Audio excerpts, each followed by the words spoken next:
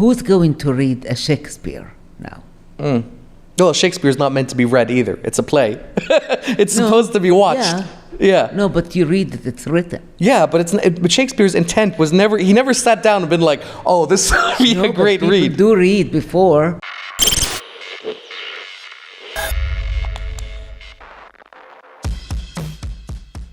And breathing is what stimulates your brain, by the way. That's very, very true. Have you tried like al sauna and al hammam? Yeah.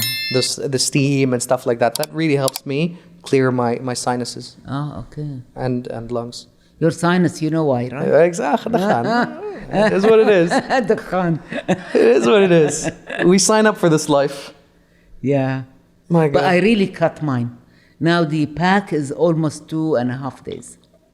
Very good. Yeah, from 1 pack a day. My God, I've been. I'm thinking of stopping because the kids, when they come, I can't smoke. When I have the grandkids, I can't smoke. When I, But don't you feel like at some point you've already invested into the habit so much that? No, I'm 66. Khalas. Do you know when I started? How old were you when you started? When my dad died, it was 1996. So. My God, 30 years. Well, and I was what, 36 years? Yeah. Before? Impressive. I started. So 36 years no smoking. Suddenly I smoke. I started when I was 15. Ah. So I've been on it now 15 years, and I wonder if I'm ever going to quit. I wonder deep down if. And by the way, when you quit, you are going to put on a bit more weight. Yeah, but haven't you heard like all these stories of people who stopped smoking after 50 years and then they die. They die. I did. Or suddenly their health goes worse. Yeah, because the cigarette, the nicotine, it fogs the diseases that are there. You think so?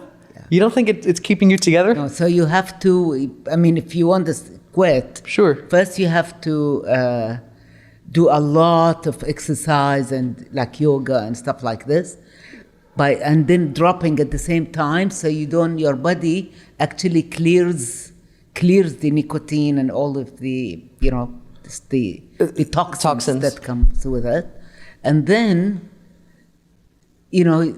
at the same time all of that exercise and you're doing, it's actually repairing the inside. Well, you make a very good point. Breathing, it's just unbelievable. Sure. Just a simple breathe. I never used to be able to meditate. Because it's very hard to meditate. Like imagine you just sitting and trying to think of one thing, that fly on the wall, Have you tried meditation? Yes. I can't do it. Really? My mind, I can't. I just cannot. But with breathing, I was able to do it. For me, it's like a switch. Like if I want fantastic. to, then that's it. Like because if I'm having this interview like right now with you, everything is just now focused just on you. There's everything else is gone. Everything else has disappeared. Ah, okay. So I think that meditation that's for you. That's your meditation. Allowed me to get to that stage. So how do you? What do you do to get that? So I practiced with a guy. I went to a guy called trying to remember his name. Can you look up then Iceman?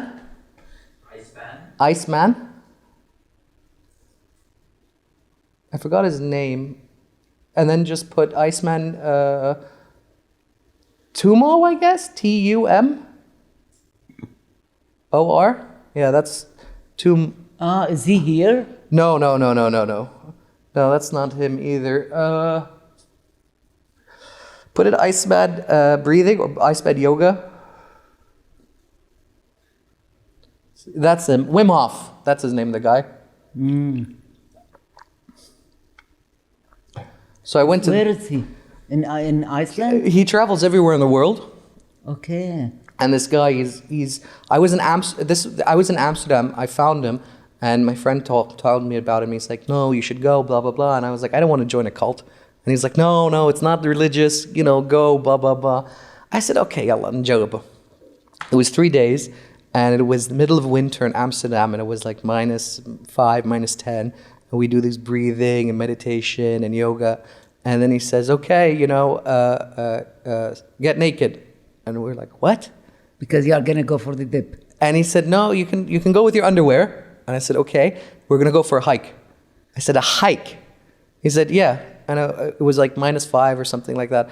And then we went out without shoes, without anything, just with the underwear, walking for 45 minutes.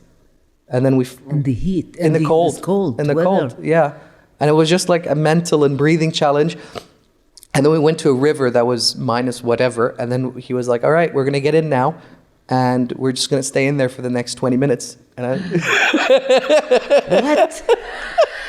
And you did that? Yeah. Oh my God. I was like, well, in for a penny, in for a pound. So yeah, if you have a chance, definitely go meet him or take your kids with you. Where is he? He travels everywhere around the world. Oh, okay. So you can catch him anywhere. Can you Dan, go on his website, see where he's next going to. So you actually caught him in Amsterdam.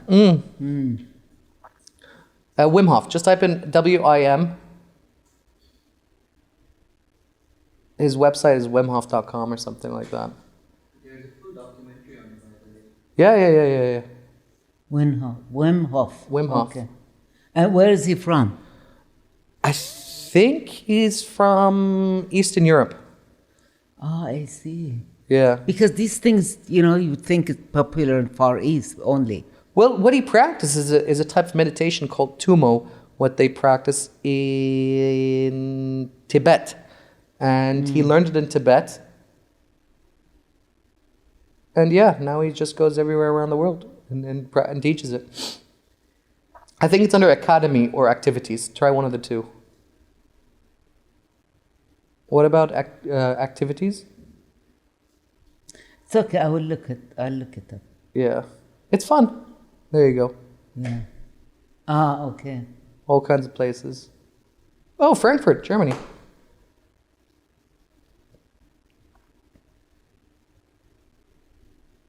Yeah. Good. I can definitely recommend it. He's quite the man. Yeah. in a freezing river for 20 minutes. Why not? Go wild. Have fun. My God. So talk to me a little bit about how did you start this business now? Okay, so remember I told you that I changed my major 5 times? Mm-hmm.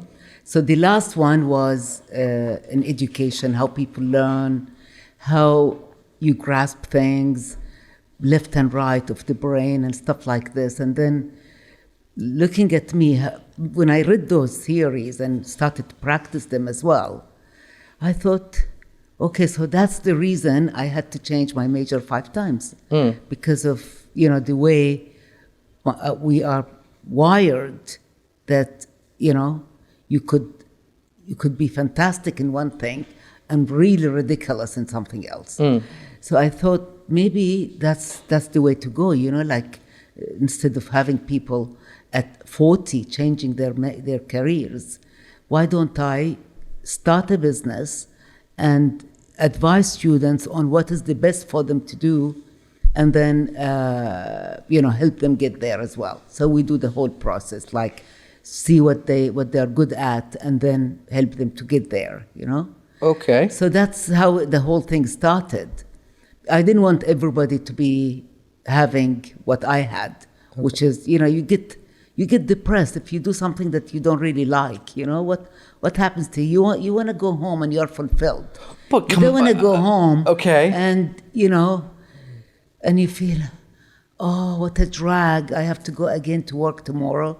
You don't want that. You want like that hump in your. Yes, I did a fantastic job today. That's what you want to feel. But I mean, you four of your 5 majors are all in finance and business, right? Economics, finance, and business. So I mean, they helped me in establishing my passion. Okay. So do you Which is putting, people should not go through that. Imagine if I did this at the age of 16 when I went to university. I would be now what? But do you not feel, I would be a genius. But do you not feel like you wouldn't have the credibility and the understanding that you have now because of those 4 majors? Well, I think you could learn them. I mean, simple courses of those. That's good enough. Yeah, a simple course. I mean, you go to 4-year business school. At the end, what you have taken from there are really a lot, but what you will use is probably 5%. That 5% is you invest in. I agree. I agree.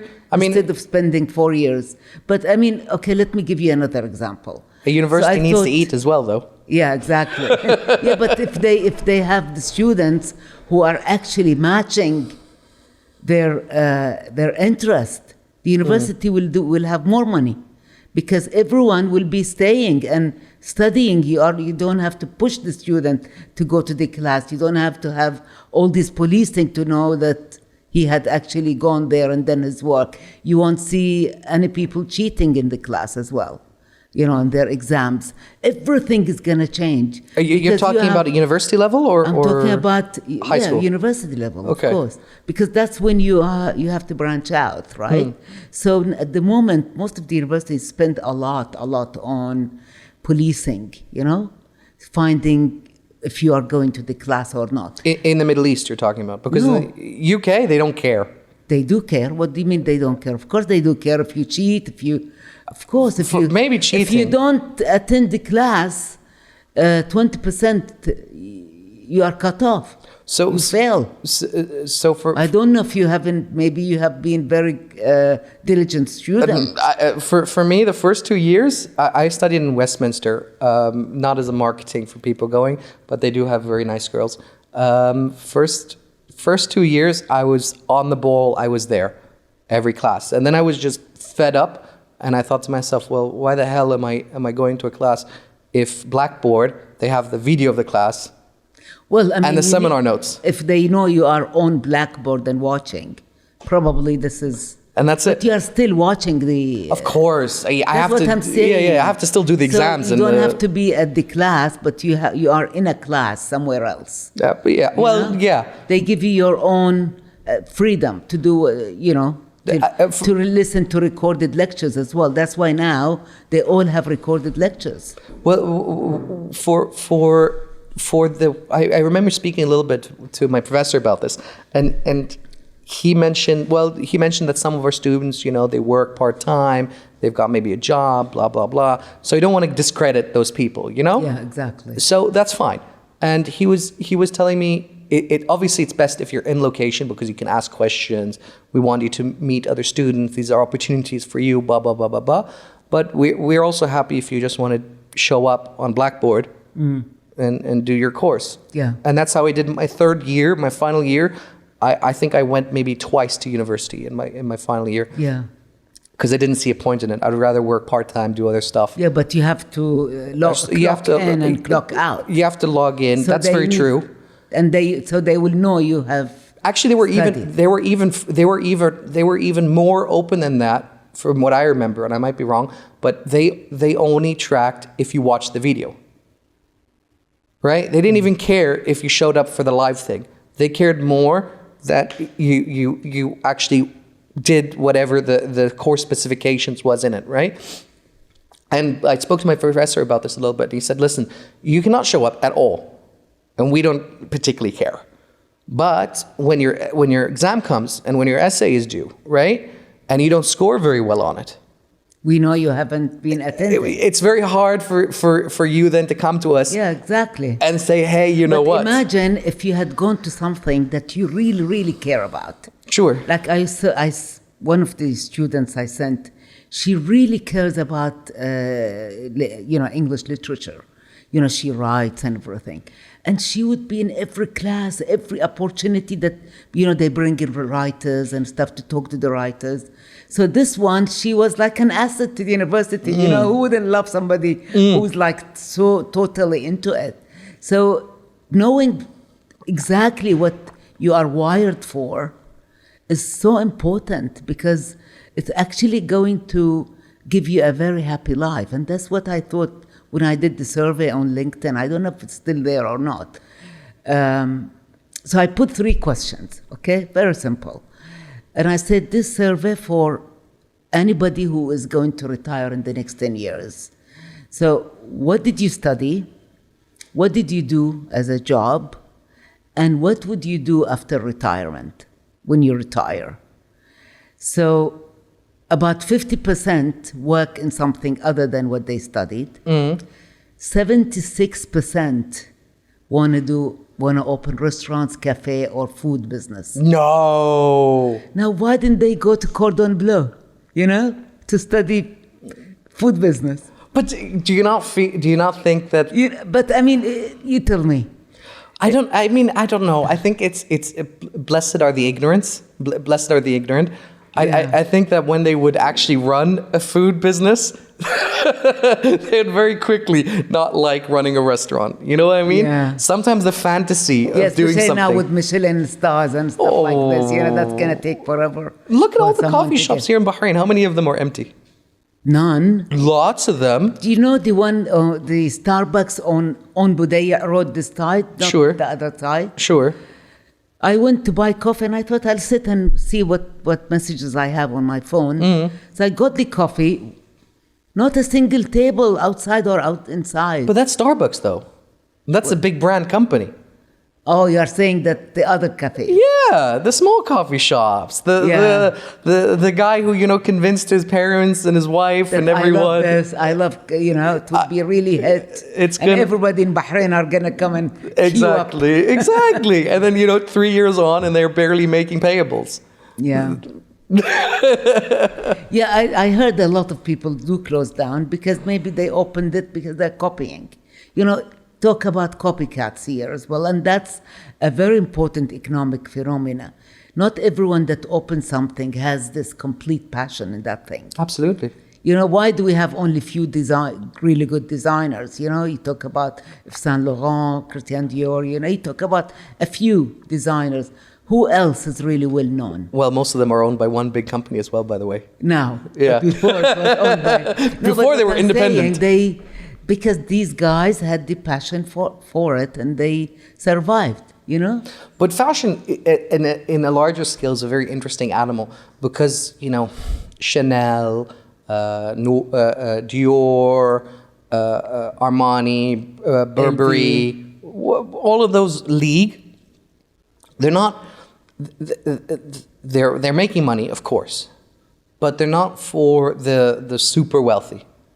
The super wealthy wear brands that me and you have never heard of, right? I forgot what one is Canelli, and there's a bunch of other like these very niche brands that a simple T-shirt costs 5,000 BD. Yeah, the one... Exactly. The one Bill Gates wear. Exactly. Right? So I find it so interesting in from a fashion perspective, in that how you can have these very minute, small little brands that sell this incredibly high quality product. Because they go with the best cotton that is grown from, Absolutely. and that's watered with. But how do they reach that customer base, though? Yeah, because the customers, they are, Coming they're to them, I guess. yogis and, like Bill Gates and Steve Jobs, they're all yogis and they do meditation and stuff, and these things don't matter to them. How the T-shirt is done, how that fabric was reached at, where is the cotton Sourced grown, from. who grew it, were they paid well or not, I They agree. care about these things. I agree. And they publicize it, and that's how they reach this. And probably they even fund these companies. Dan, can you look up Mark Zuckerberg hoodie cost? I think Yeah. his hoodie, and he owns the same hoodie. I think Yeah, they buy all the same colors. buy all the same color. I think only Elon Musk doesn't wear his, the thing. the same Maybe. outlet. How much is it? 2,000. 2,000 And T-shirt is not 900. is 900 for. That's a lot cheaper than what I've heard. I heard that his hoodie costs 14K. Yeah. Can you look up? I'm trying to Mark Zuckerberg conspiracy hoodie. He's got this like crazy thing that he accidentally showed. Well, I say accidentally. I think it was either Freemason. Yeah. Ah. They put this in the back of their clothes at Facebook. Oh, wow. Yeah, on the inside of it, yeah.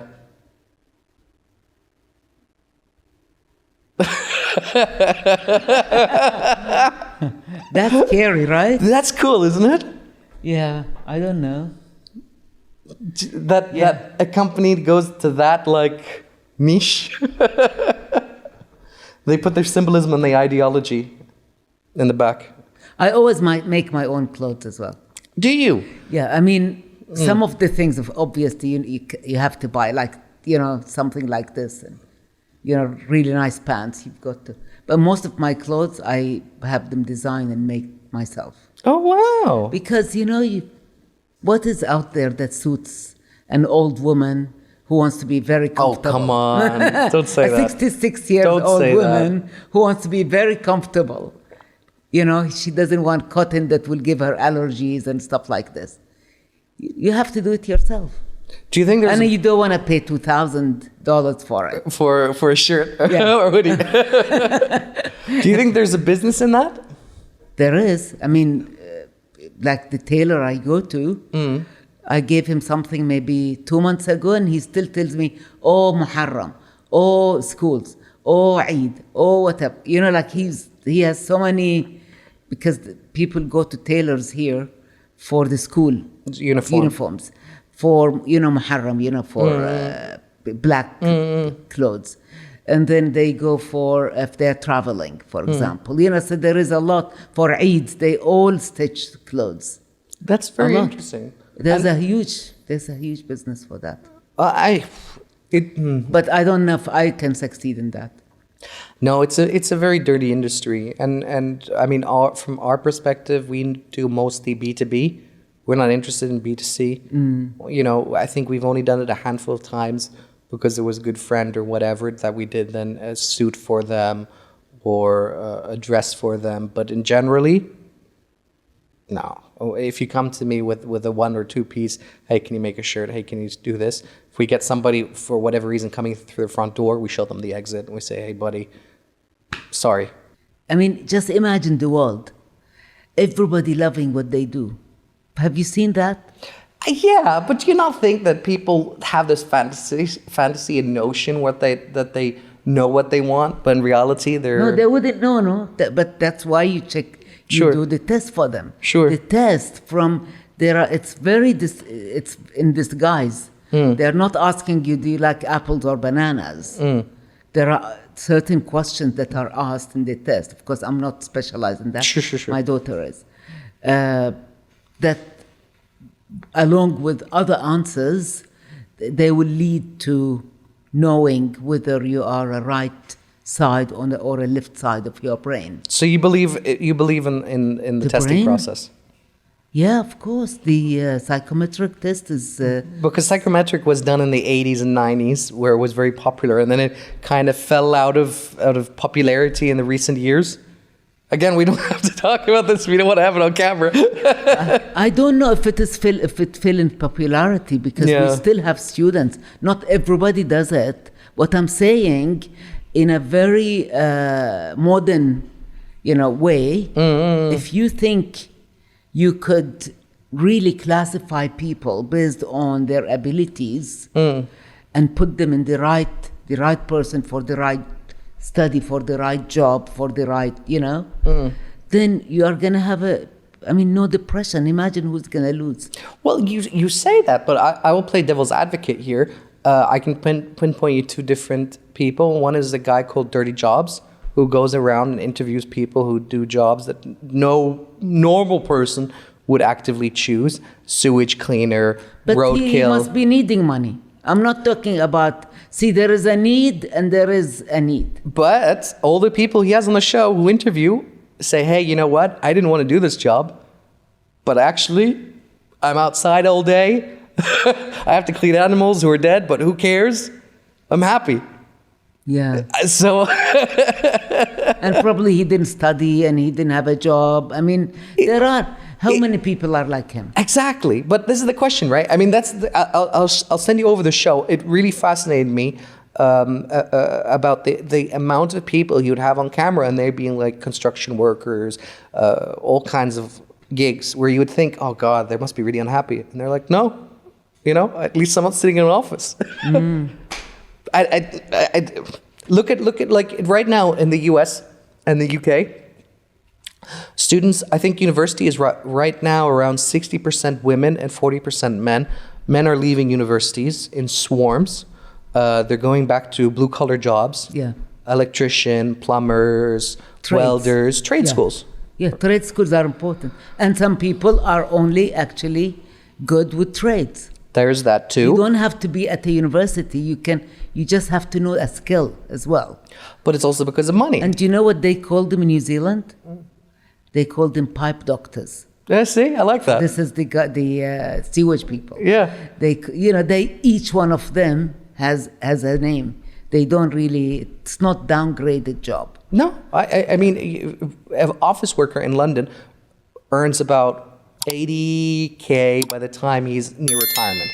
As a plumber, you Maybe at 25 you'll earn that. You're at 25, 30, you're already over 100K. Yeah. So, And they love it. We did a huge promotion on trades. That's called Trades Are Hot, and so we put somebody on pipes. sure.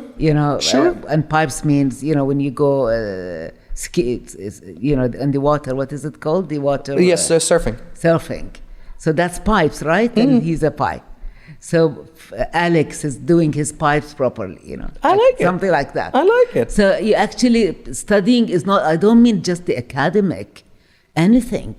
Cookery, cloth making, anything that is necessary for the world. Things like this, you make, artistic things and sell them. Sure. Draw art. Sure. How many people had gone for art studies? And then they are actually good artists. Like next to zero. Yeah. So there are so many thousands and thousands of jobs in the world. But you will do them if you love them. And that's what it is. I personally, I feel if I have a very good job, then I will always be happy. I will again play devil's advocate because in our mentality in Japan, for example, is very different than the mentality in the West or in the Middle East. And, I recall a famous saying where it goes, there's no point in complaining when there's work to be done. Right? Yeah. And when the going goes tough, the tough keep going. And that's inbred into their culture. That's why they work 12 hours a day. Yeah, and if they sack them, they still wear their suit and go sit in the park. Exactly. Because they feel shy. Exactly. They feel shame, And feel ashamed. And Japan's culture is also so interesting because it doesn't matter what you do, but if you do it at a world-class level, and it doesn't matter, it could be doll cutting, could be toys, handmade craft, when it becomes something that's world-class quality-wise, it doesn't get looked down upon. No one goes like, oh, he's a doll maker. They go, oh, wow. He's that doll maker. Oh, yeah. Oh, wow, he's a doll maker. Yeah. Yeah, exactly. Their culture is very, very different and how they celebrate craft than the West. Like if my daughter said, I want to go cloth designing or something. Maybe in my mind I'll say, only if she becomes a Christian Dior. Yes, you can. How many people went for fashion design and stuff like that and became something? We get a lot of designers, but who knows them in the world? But it's a different. To be able to first you need to have the spark, right? You have to be charismatic. If you're not charismatic, forget it, because the media isn't going to pay attention to you, and if the media doesn't pay attention to you, then your brand is never going to get off the ground. Yeah. Right? So that's the only way to doing it. Or you can be controversial. Dan, can you look up Abercrombie and Finch? Yeah. They just had Abercrombie and Finch. They just were recently in controversy again. Avocadian? No, I don't know what No, Abercrombie and Finch. You mean the cloth maker? Yeah. I don't know what Dan is typing. Abercrombie and Finch.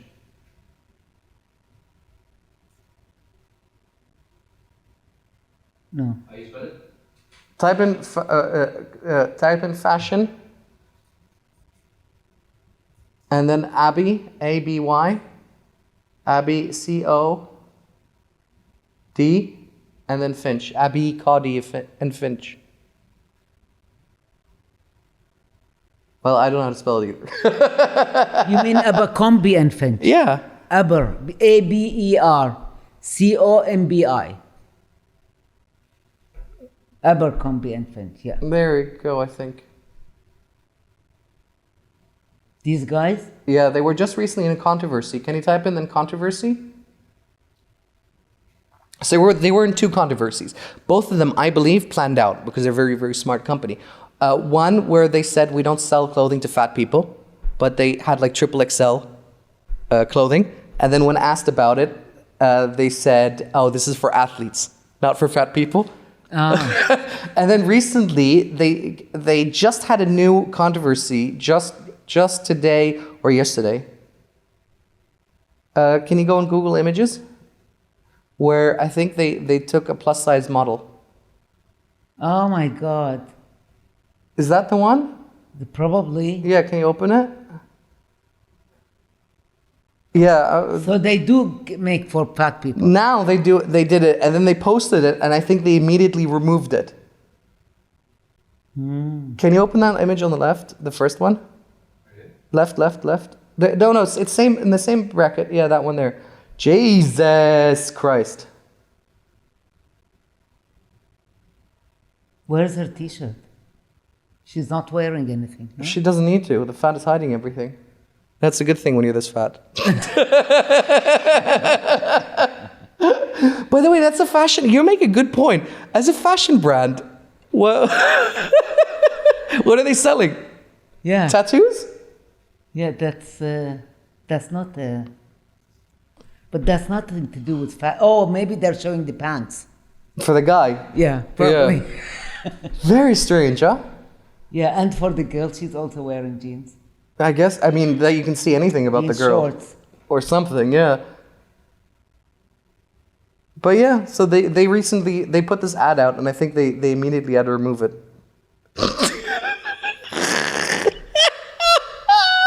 Poor thing. Haram, wallah. Oh, Allah haram. People make fun of big people, right? I'm the living witness. But I mean, you're putting yourself out there if Ask you me do how this kind of much stuff. my weight was. Cam? 92. 92, mashallah. It's good. I went on diet and dropped it all. Oh, 92 is still fine. Anything... Fine. I couldn't walk from here till there. Anything under 105, you're fine. It's only... But you can't walk, not with our age. I think with what is it? With You cannot walk. I love walking. I cannot walk. So how did he get then to I did keto. You did keto? But how did he get to that weight? I don't know, maybe too much food. Too much food? Not enough walking? Well, it was the time when we were moving and... Stress. not stress. It's like I didn't have time to do my exercise and everything. Okay. Yeah. And do you feel better now going with the routine and having walking? Oh my God, much better. Much better. Do you walk outside or just inside? I mean, before, of course, outside, but after Corona, I started to do my walks in the hall. Mm. So like today, I did, let me show you. Why don't you just get a treadmill? I have middle ear syndrome, I can't. Really? Okay. Yeah, I did 80 minutes of exercise, so that is about 5.5 kilos. Just walking. Wow. Back and forth. Because I try to force myself to go walking outside. It's hot. I just, yeah. I force mean, myself. if you don't have middle ear syndrome, treadmill will be fantastic. I've got a stationary bike, of course. And that's okay? Or That's okay. That one is fine. Okay. But with walking on the treadmill, it's fantastic if I can do it, you know? Well, I forced myself because especially if you see some of the older guys who are in their 70s and 80s, who were, in the Middle East before there was even kahraba, or before there was electricity, they are a different kind of animal. They're tough. You know, they have real they have real strength, and they're in their 70s, and they're still sitting in jalsa outside in summer. Yeah, exactly. Right? And so I realized this, and I was like, well, if I want to have that kind of life, to be able to do that, I'll have to start spending more time outdoors. And so I've tried more and more to do walks and runs and whatever outside. And here you have a really good track as well. Exactly. It's just concrete. There was a woman that I met, forgot her name. She takes people running. So that's what she does for fun. You know, she takes them running. So once I went, a few times I went with her, but they run so fast, man, I couldn't really, even pace with them. So they were like 2 kilometers in front of me, and I was like, okay, hold on for me. But she came, we went all around Reef Island. Took us about an hour and something. Of one whole tour, yeah? Yeah, an MashaAllah. hour and probably an hour 45 minutes. MashaAllah. Yeah, running there. I mean, at my fittest, now I'm not at my fittest, obviously. At my fittest, I did the whole Reef Island in just under 40 minutes. Oh, that's really good. Because the whole Reef Island is a little over than 5 kilometers. So you only have to have a pace of like 7 or 6. You don't even have to go that fast. So you have done... I've done half marathons. Okay. I've attempted full marathons, but then things happen. Don't you think it's so important, like to keep your body moving? I feel better. You see these people. My mom, for example, she's sitting and watching her TV or her YouTube or whatever it is that she watches the whole day, and she doesn't move. Khata. You know? What kind of life is that? Yeah. You know? And when we traveled, we put her on wheelchair, although she's like really capable. But this is the problem, right? This shouldn't go on the... Yeah, we want to cut it, we'll cut it. Don't worry. No, I agree with where you're coming from. There's a lot of people who just like living in a cage. Because if you think about it, right? I mean, you spend how much of your life? You spend it in your house, you spend it in the office, and you spend it in the car. Yeah. Right? The whole time. So you spend less... Maybe 2 hours if you're going somewhere. Exactly. You know?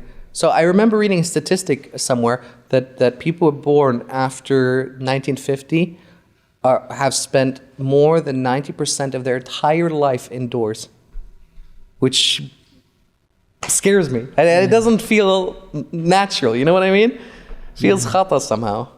Especially since 1/3 of your life is spent on your back sleeping. Yeah, exactly. Right? And the other 2/3 are going to spend it inside a room? Yeah, and then you work probably more than 2/3 of the time. Because even when you are sleeping, you're thinking about work, right? You know? Yeah, but this life-work balance, it's very hard. But that's a new phenomenon though, right? No, when I first joined Dubai, I would leave house at 6:30, because where I lived and where it was, the office, and then, so let's say I'm there from 7:30. From 7:30, I reach home at 6 again. So that's 12 hours, you know? But do you not find it when you were in the early 80s to the mid 90s? I'm talking about early 80s. Yeah, okay, but 1980. Yeah, I understand, but you didn't take like your office with you. There was no emails that you have to answer. Yeah, exactly. At 10 p.m. Right? There was no work phone calls you were getting at 7 or 8. Right? That whole culture has shifted. Now you're expected to be reachable at any time. Yeah, but you still have to go to the office. And I keep on convincing them, take a day, make it a three-day weekend. And then in those days, you can scatter the work, a little bit. For my girls, but no, we've got to go because you need to see the students. Okay, see them on Zoom. No problem with that. Students will be happy to talk on Zoom while they are sitting indoors drinking coffee or something. True. Yeah. True. But don't you feel, there's that old adage, right? A man needs purpose, right? And I think for most people, their life is their work, Yeah. right? And I'm fortunate and blessed enough that I could do this until the day I die. This exact thing that we're doing, and for me, I could do this 16 hours. If I didn't have to sleep, I would do this 24 hours. Right? So Because you're passionate about it. I don't know if it's passionate. I love the concept or the idea of committing yourself to one thing. You know what I mean? There's something beautiful about that. In that your life goal, your whole energy, everything you are is for this thing. Right? And a lot of people go through their life, عيونهم كده suck. You know, they don't know what they're doing. They don't know what it means. They're gonna die in 40 years, sitting on their deathbed going, "What did I do? What have I achieved?" Yeah. I consider achievement is which countries they have gone to. Interesting. Where did you travel? Interesting. Yeah. What did you leave behind? Where is your legacy? So do you? That's you need to have seen people, met others, communicated, not only see them, in movies or on the streets. Communicated with them, talked to them, sat in cafes with them. Yeah, I think you wrote something about them that you need. That stays. But how radical do you go with this? Are you saying that, because to me, either you're staying in Pakistan or you're staying in Hong Kong at a 5-star hotel, you're not seeing anything. You know what I mean? Yeah. Right? I mean, if you're staying at the Four Seasons or the Ritz or whatever, is there a difference?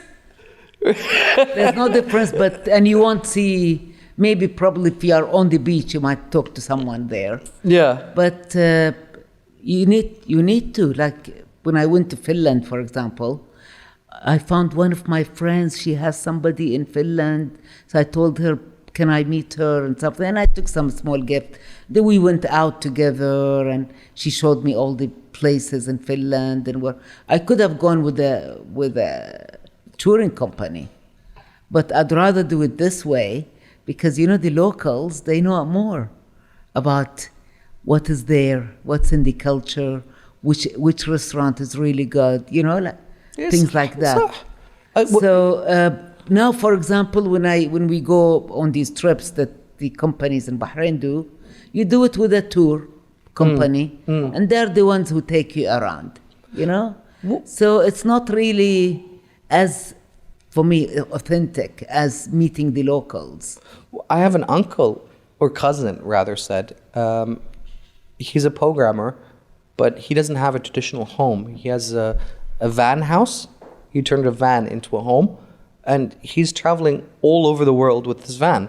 Oh, wow. And he was all around Eastern Europe, Romania, Kazakhstan, and I think he went all the way up to Russia now, and then he's going to try to drive into Japan. And he does his work on his computer in the van. And the rest of the time, he's just driving around and just looking and watching the world. Oh, wow. Yeah, there's, That's nice, yeah. I guess, but it's also very lonely, no? On his own? On his own. He travels all these places. He doesn't have a family? Nothing. Oh, okay. He's 35. He's not really interested. Young. Yeah, Okay. I guess. 35, no kid, no wife. I don't think he's very interested in that kind of life. Yeah. Oh, well. It is interesting, no? It is. I mean, you see sometimes, like I met this woman when I was studying, the company sent me to UK to study in Southampton. So my neighbor next in front of us, she's a bit oldish, and so normally when I live in a compound, I'll just take them like a cake or something, to the just to make neighbors. There. Yeah, for the neighbors.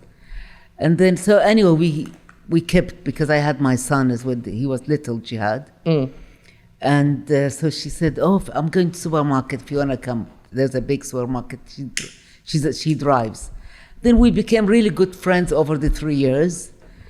And imagine, and she'll take us everywhere in her car as well. And imagine one day I needed a reference letter. I needed to prove that I was in UK. There you have So it. I thought, oh, let me call Mrs. Smith. So I called her and I said, "Would you give me a reference letter?" She said, "Of course." "Who is it for?" I said, "Well, they'll contact you. I'll just give them your phone and number, before there was no emails as well." So I gave them her phone and her address, and they sent her a letter and asked her to. And then she sent me a copy of the letter. Oh, that's sweet. I thought I was benefiting from Yeah. what she did to us. It turned out she was the happiest because she was alone, and then suddenly there's a family with a child that she sort of looked after, and they looked after her as well. Beautiful, no? You know, and that's why I tell the kids, you have to, when you go, you have to find a family or stay in a family and learn their culture and this, you know. I think it's very important. Then you get people for life. Don't you feel like that's almost completely disappearing? No, we still send for homestays. Yeah. No. I agree. No. That Oh, you mean friendships around the world? friendships around the world. I mean, they say people who are 18 have less than one friend. Well, have an average one friend, which is crazy to me. Yeah. If you think back about it, right? I mean, I can look at my sister who's 12, and she has one friend that she spends time with. The rest of the time, she's on her phone. With who? Oh, with TikTok, okay. Instagram. But not communicating. Not communicating. Yeah, but that's a new phenomenon, isn't it? That's strange, isn't it? Yeah, it is. I don't know what to do about this. Although everybody loved that we are communicating, but it's a wrong type of communication. Because, Yeah. I mean, if you are watching, let's say, a child and watching all these YouTube channels, but no friends to talk about them, what's the point? Yeah, I'm with you. I'm with you. You need to tell somebody something, but this is, I think it's our age. I mean, not your age, obviously. We like to discuss movies, and books and stuff, with a group of friends. Oh, I saw this. What do you think? Oh, something with that they said wrong, or this is what they are trying to portray to the world, or what you discuss it.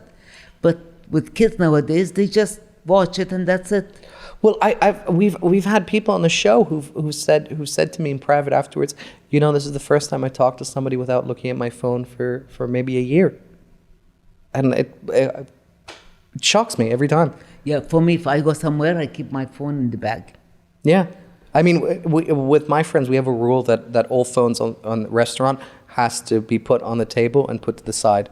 That's the only way. Otherwise, as soon as someone looks at it, everyone, khalas. It's They're all addictive gone. as well. It's very addictive as well. It's strange that all the Apple executives, for example, don't let their kids play with their devices. None of their kids are allowed on iPads. None of their kids are allowed on iPhones. No, they allow them, but certain time, like an hour or a day. Nothing. Completely? They don't let executives for these companies don't let their kids on their devices. Oh my God. So, Yeah. I mean, So probably there's something in the device, right? That can get into your brain if you're a child. I think it's not just children. I think I think what happened was that they've made the apps so addictive that people don't even realize. You mentioned it with TikTok, right? You open it up, and before you realize, over an hour has passed. Yeah. And you've just been sitting in the same position, just getting content. Yeah. Right? And that's because they hire some of the best world psychologists to program it to be as addictive as possible. And it's taking over all of the others, right? TikTok, absolutely. I mean, that's incredibly Even popular. Facebook is almost dying. YouTube, but why would YouTube go? I agree. But I mean, we know it from our own distribution that YouTube Shorts, the videos that are under 60 seconds, do better than the videos that are for 2 hours. Right? And that's because less on the user, but more because that's what YouTube pushes. Yeah. So we're in a sticky situation, and it's. I mean, how many people, even with my friends, when we go to the cinema, it's very strange that they have to look at their phone while we're in the cinema watching a movie. Yeah, exactly. Yeah. No, but because now everything is on your phone. Well, how do you handle it with the university students? They're on their phone. They're on their phone. You don't say in class, "Hey, you know what? What can you do? Put it in the box." You don't think? No, but if I engage their phone. Okay, take a photo of this, do this, write about it, put it on Twitter. You know, like we try to engage them with using content. their own phone. It's difficult. Yeah, or each one of you research a subject, give them 5 minutes, and then talk about that without looking at your phone. It's difficult. So you have to engage them by using their own technology. Because right now you're teaching university economics. Right now I'm not teaching anything. Not anymore. Yeah, I stopped. You stopped. I stopped because the pandemic happened, and I really wouldn't like to do it online. Will you go back to it now that the pandemic is done? I don't know, next year I'll think about it. Okay. And what's making you hesitant? Not good enough money? I mean, money is of course not good. Okay. Well, I mean, I don't know about that. No, it's not. I don't know about that. My university professor was a very happy man. Where, in which country? This was in the UK. Because he would sell his textbooks. Yeah, probably. And you know, you need to sell, but here the textbooks are all provided to the students. You can't sell textbooks, number one. Number two, I don't do it full time. I do it part time. So it's per hour. And if you calculate, even though you are teaching only 9 hours, but you are actually investing triple that amount. You are called for meetings. You do assignment correction. You do, office hours. You do this. You sit in quality assurance meeting. You sit. So if you calculate, you're actually in the college for 36 hours a week. Wow, my professor... And you are only doing 9 hours. I can promise you my professors were nowhere near spending that much time. They spent 2 hours maybe a day or 1 hour a day as office hours, and that was it. Who marks the assignments? The exams? The professor for your class was not allowed to mark your grade in the UK system, at least with my university. So if you were my teacher, for example, and I had an exam in economics with you, you would not see my paper, guaranteed. They give it to markers. They give it to markers. Yeah. Right? Because they want to make sure that everything is clean. Authentic. And authentic. And my professor came out and he was like, listen... No, but he must be correcting another class. He might be correcting another class, definitely. Switching, absolutely. But a classroom maybe had like 30 people, right? And we're talking about somewhere between 5,000 word essay, 3,000 word essay. He does maybe 50 students to 80 students. He said he's just like...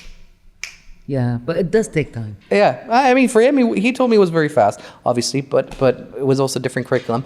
But yeah, he was telling me his salary, everything, we're talking about maybe 100,000 BD.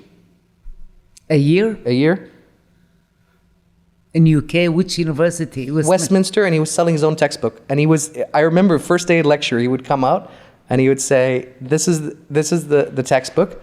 And this is this was business finance, and he was selling 2 different textbooks. Oh wow! Each one was allowed. The university allowed him. Each one was 25 BD, so 50 BD in total, and Times 50 students. And probably teaches a few classes. and teaches a few classes, right? And he was saying, I would and every year, by the way, he would make a new edition, right? And he would come out in front of the class and say, "This is edition 5. If you don't buy edition 5, you're gonna have a very difficult time passing, guys." Genius. Yeah. But is that ethical, you think? Who cares? No, but you need to be ethical. But that's why the university have to decide the book. I hear where you're coming from, but everyone has to eat. You know, everyone's got to put food on their family table. No. Yeah, but you know what? What are you gonna do about it? Well, I mean, no. What I'm saying, let's take for example any college here. The university, if this as per the subject, let's say, because most of the colleges here they buy the program or they subscribe to a program from a UK university. Okay, and the university over there had decided that for this subject there's this textbook. There's this textbook, and then the college brings the textbook and give them to the students. So they're part of the fees. For my university, for my undergrad, our curriculum was structured this way. We had a professor who was the head professor of business, and he had his own textbook, right? And he would teach a few classes, and that book was about 60 BD, something like that, right? And every year there would be a new edition from him. Then in your subclasses, because it was like finance, marketing, CFI and FOB for shipping, all of those separate guides would also have their own textbook. Oh, okay. Right? And because if you're the way our seminar or the way our curriculum was structured was that we'd have 4 modules every semester, and of those they were elective, obviously, but they were all with their own textbook. They're all criteria. So some of them was presentation, some of them exams. And you notice that not the whole textbook is used as well. Of course not. Like probably out of the 20 chapters, you'd use 8. Well, not even that. Maybe 3. I mean, with the seminars, with the essay structured ones, because usually it was like an essay question. It was about, let's say, 2,500 words. Because the smaller the word count, the harder it is. Right? Because the more qualitative it has to be. Right? If it's a 10,000 word essay, it's very easy because you can fill it in with a lot of nonsense. But if it's the hardest essays are always when it's 1,000. That was always the nightmare. But it was usually something involving pest analysis, Porter's 5 forces, and SWOT analysis.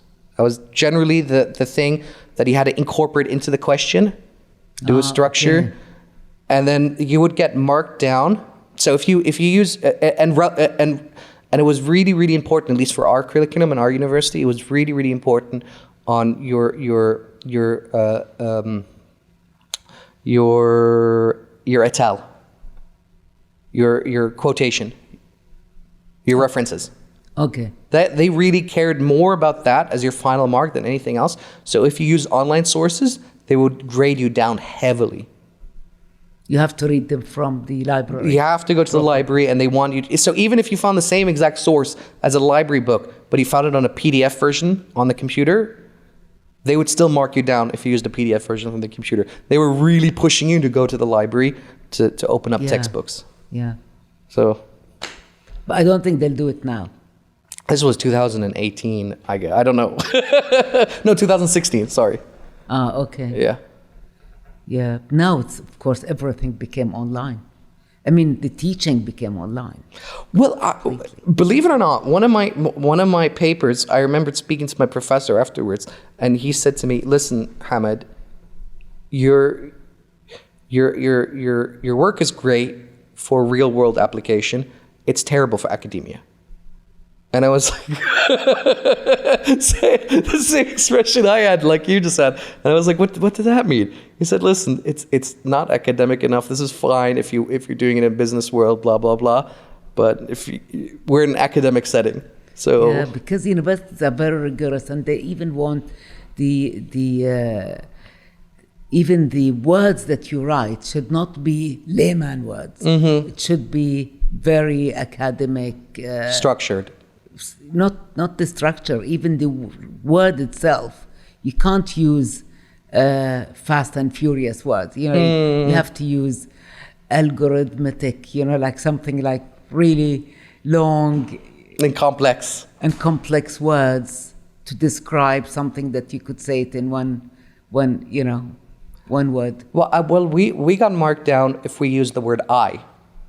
So we couldn't. Or if you put a lot of then. Or then, and for us, if it was like an opinion piece, right? So if we said like a cost benefit analysis for a decision or whatever, we'd say like advantages, disadvantages, and then opinion or conclusion, right? And the conclusion, you are only allowed to write one might believe, or it is in the author's opinion, but you were not allowed to say, I think that, because who are of... you to think? Yeah, exactly. Unbelievable. Who are you? Yeah, You are just a student. No, Yeah. you will be allowed to say that when you are doing your doctorate, of course. But even if you look at all the doctorate theses that are there, that they're all now online, you won't see an I mentioned there. You will always say when the researcher, or like that. But you don't mention your name. You say the researcher, the scientist, the thing, or the group of writers or whatever, like that. But to mention yourself as a person, you don't. The evidence seems to indicate that. Yeah, you don't even matter.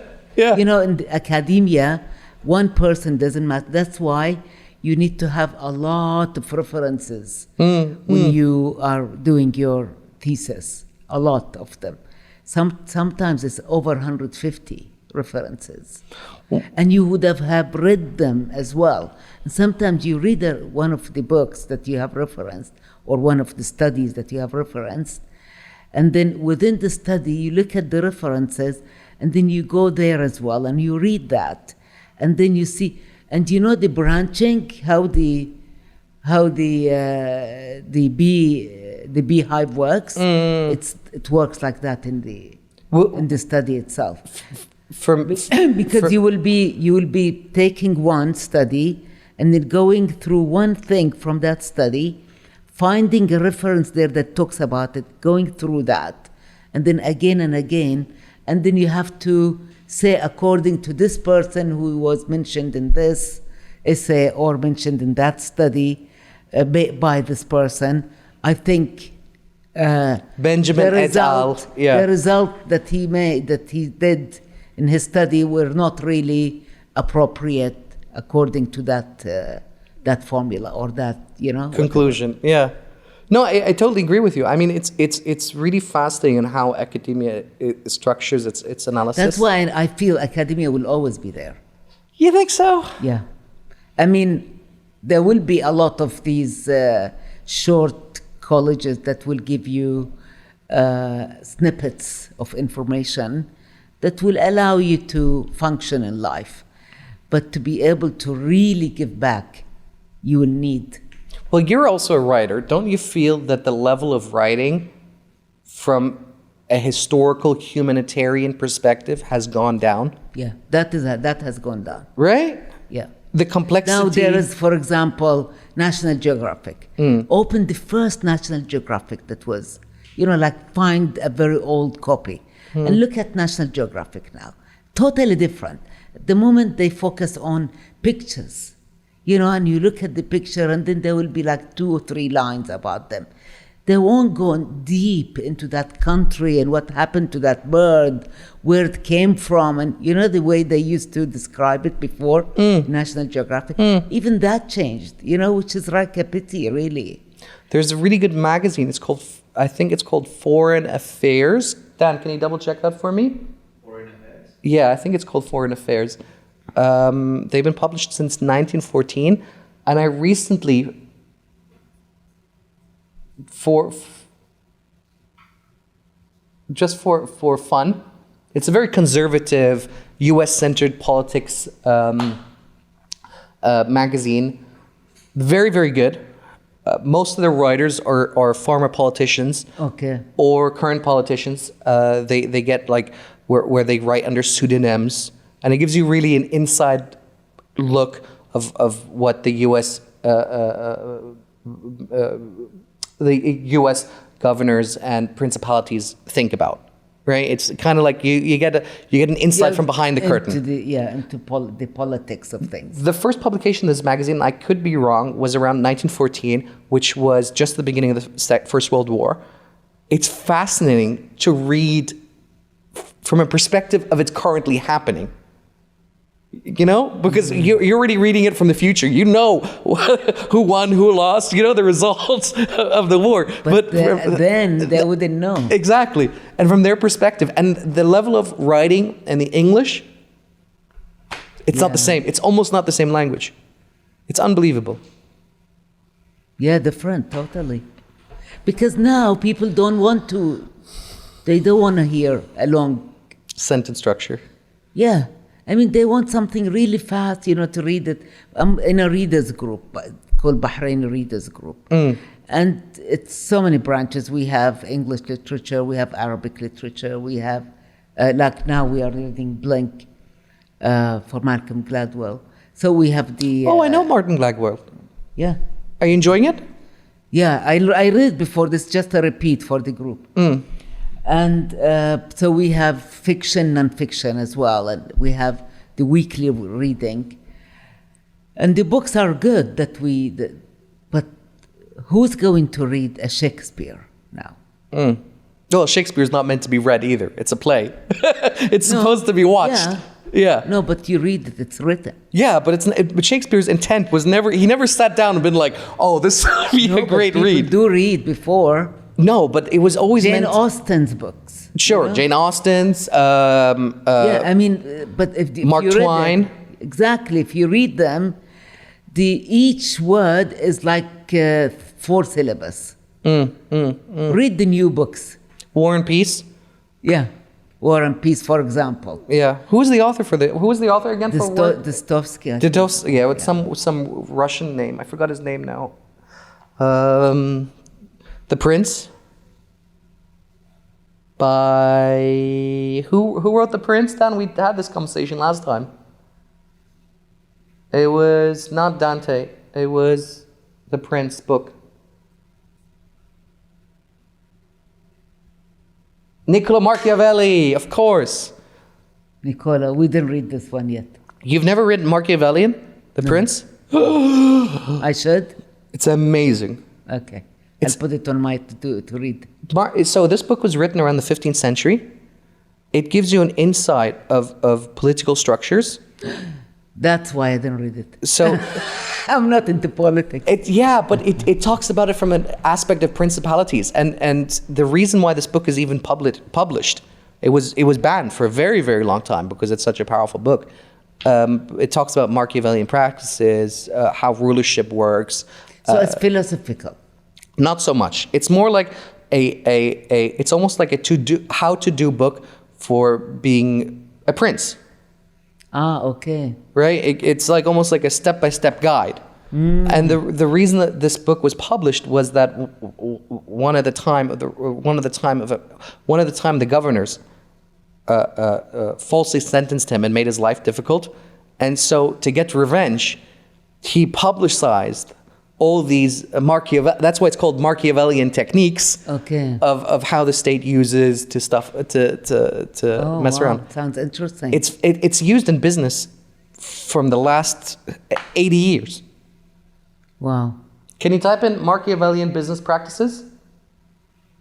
Just copy his name, Machiavellian, and then business practices.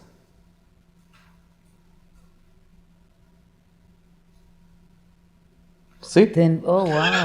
It's very, very popular. Machiavellian has Machiavelli. been incredibly popular from a business perspective. Yeah.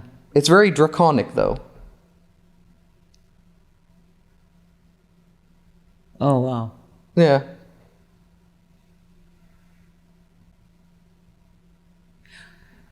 When the willingness is great, the difficulties the art cannot of war be great. as well. Did you read The Art of War?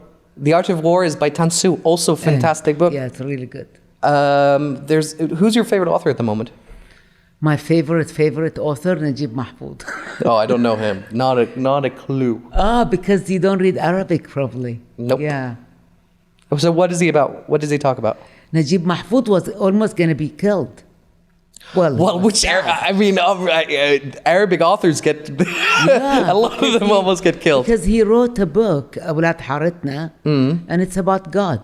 You know, God and his kids, Adam and Eve, and then, and then Adam and Eve and their kids, Habil and Qabil, and then, it goes on and on about all the prophets, and then it reaches Prophet Muhammad, but in a people situation. So is it more from a historical perspective or a religious perspective? No, it's a story. It's a story.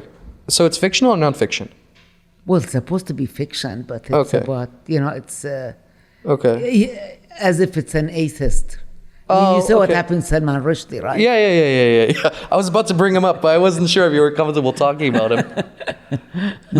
They hit his eye, didn't they? No? Yeah, his eye and his arm, which is weird considering the guy is who the attacker is He American. never even read the book. Yeah, isn't that And the bizarre? same happened with Najib Mahfoud. Because people like you and I would be sitting in a cafe saying, oh, was he against God here? Somebody will hear us and say, what? Let me hear. Against God, Najib Mahfoud? Okay, let me go and kill him. Amazing, right? Without even reading the book. Like how amazing is that? So I mean, I don't like to read. I don't like to read about wars Okay. because, I just feel that people should not go into trouble and do wars. I'm totally against wars. So are you So against? I love to read about, like I read a book about, a war which, with the Jews when they were taken from Russia and they were thrown in Siberia. That really affected me. Why would they do like they were at the end eating their own refuse, from their body? Really, and I couldn't sleep, and I thought, what the hell? Why am I like this? Like it's just a book. But I imagine how they lived, how they almost being killed. I was very upset. Do you not? So do you not like reading book from the perspective of the victim? But what about from the perspective of the state? Because there's different iconic. I mean, you can read it like from a general perspective, like Tan Su, Art of War, Machiavellian, which is about leadership, or you can read obviously. I like those things. Yeah. I mean, there's different aspects of war, right? Yeah, but that's it's nothing to do with war. The philosophies. Well, Tan Su is all about war. No, it's philosophy. It's not to do with war. It's strategies. Exactly. It's strategies, but strategy you use them in business as well. Yeah, but its intent was always for war, Now right? You read them as a business practice. Yeah, I mean, sure, because if I was a general in the military, I would read those books as a general for the military. If you are using them for your business, you will read them as a business practice. Exactly, right? So Know your enemy. Who's your enemy? Yeah.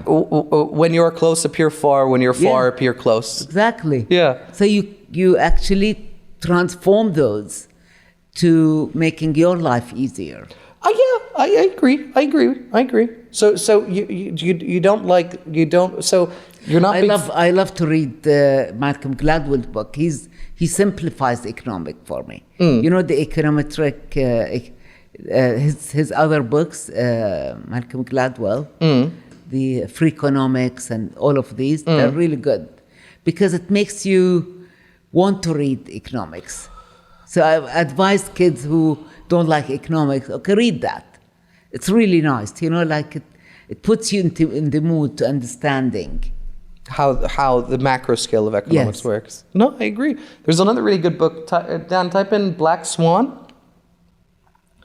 It's also economics centered. And it was written, and I might be mistaken, by a guy called Economics Book.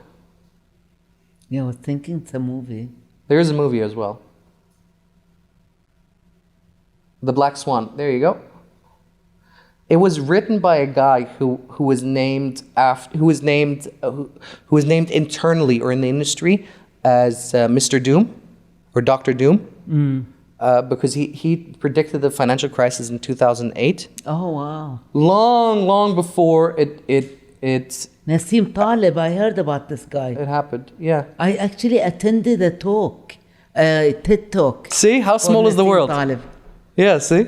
Yeah. I met him once in a coffee shop by accident. Oh, okay.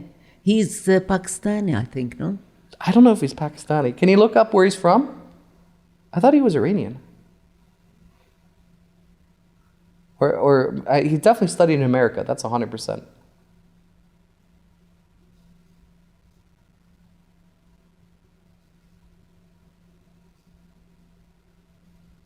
Where's he from? Lebanese.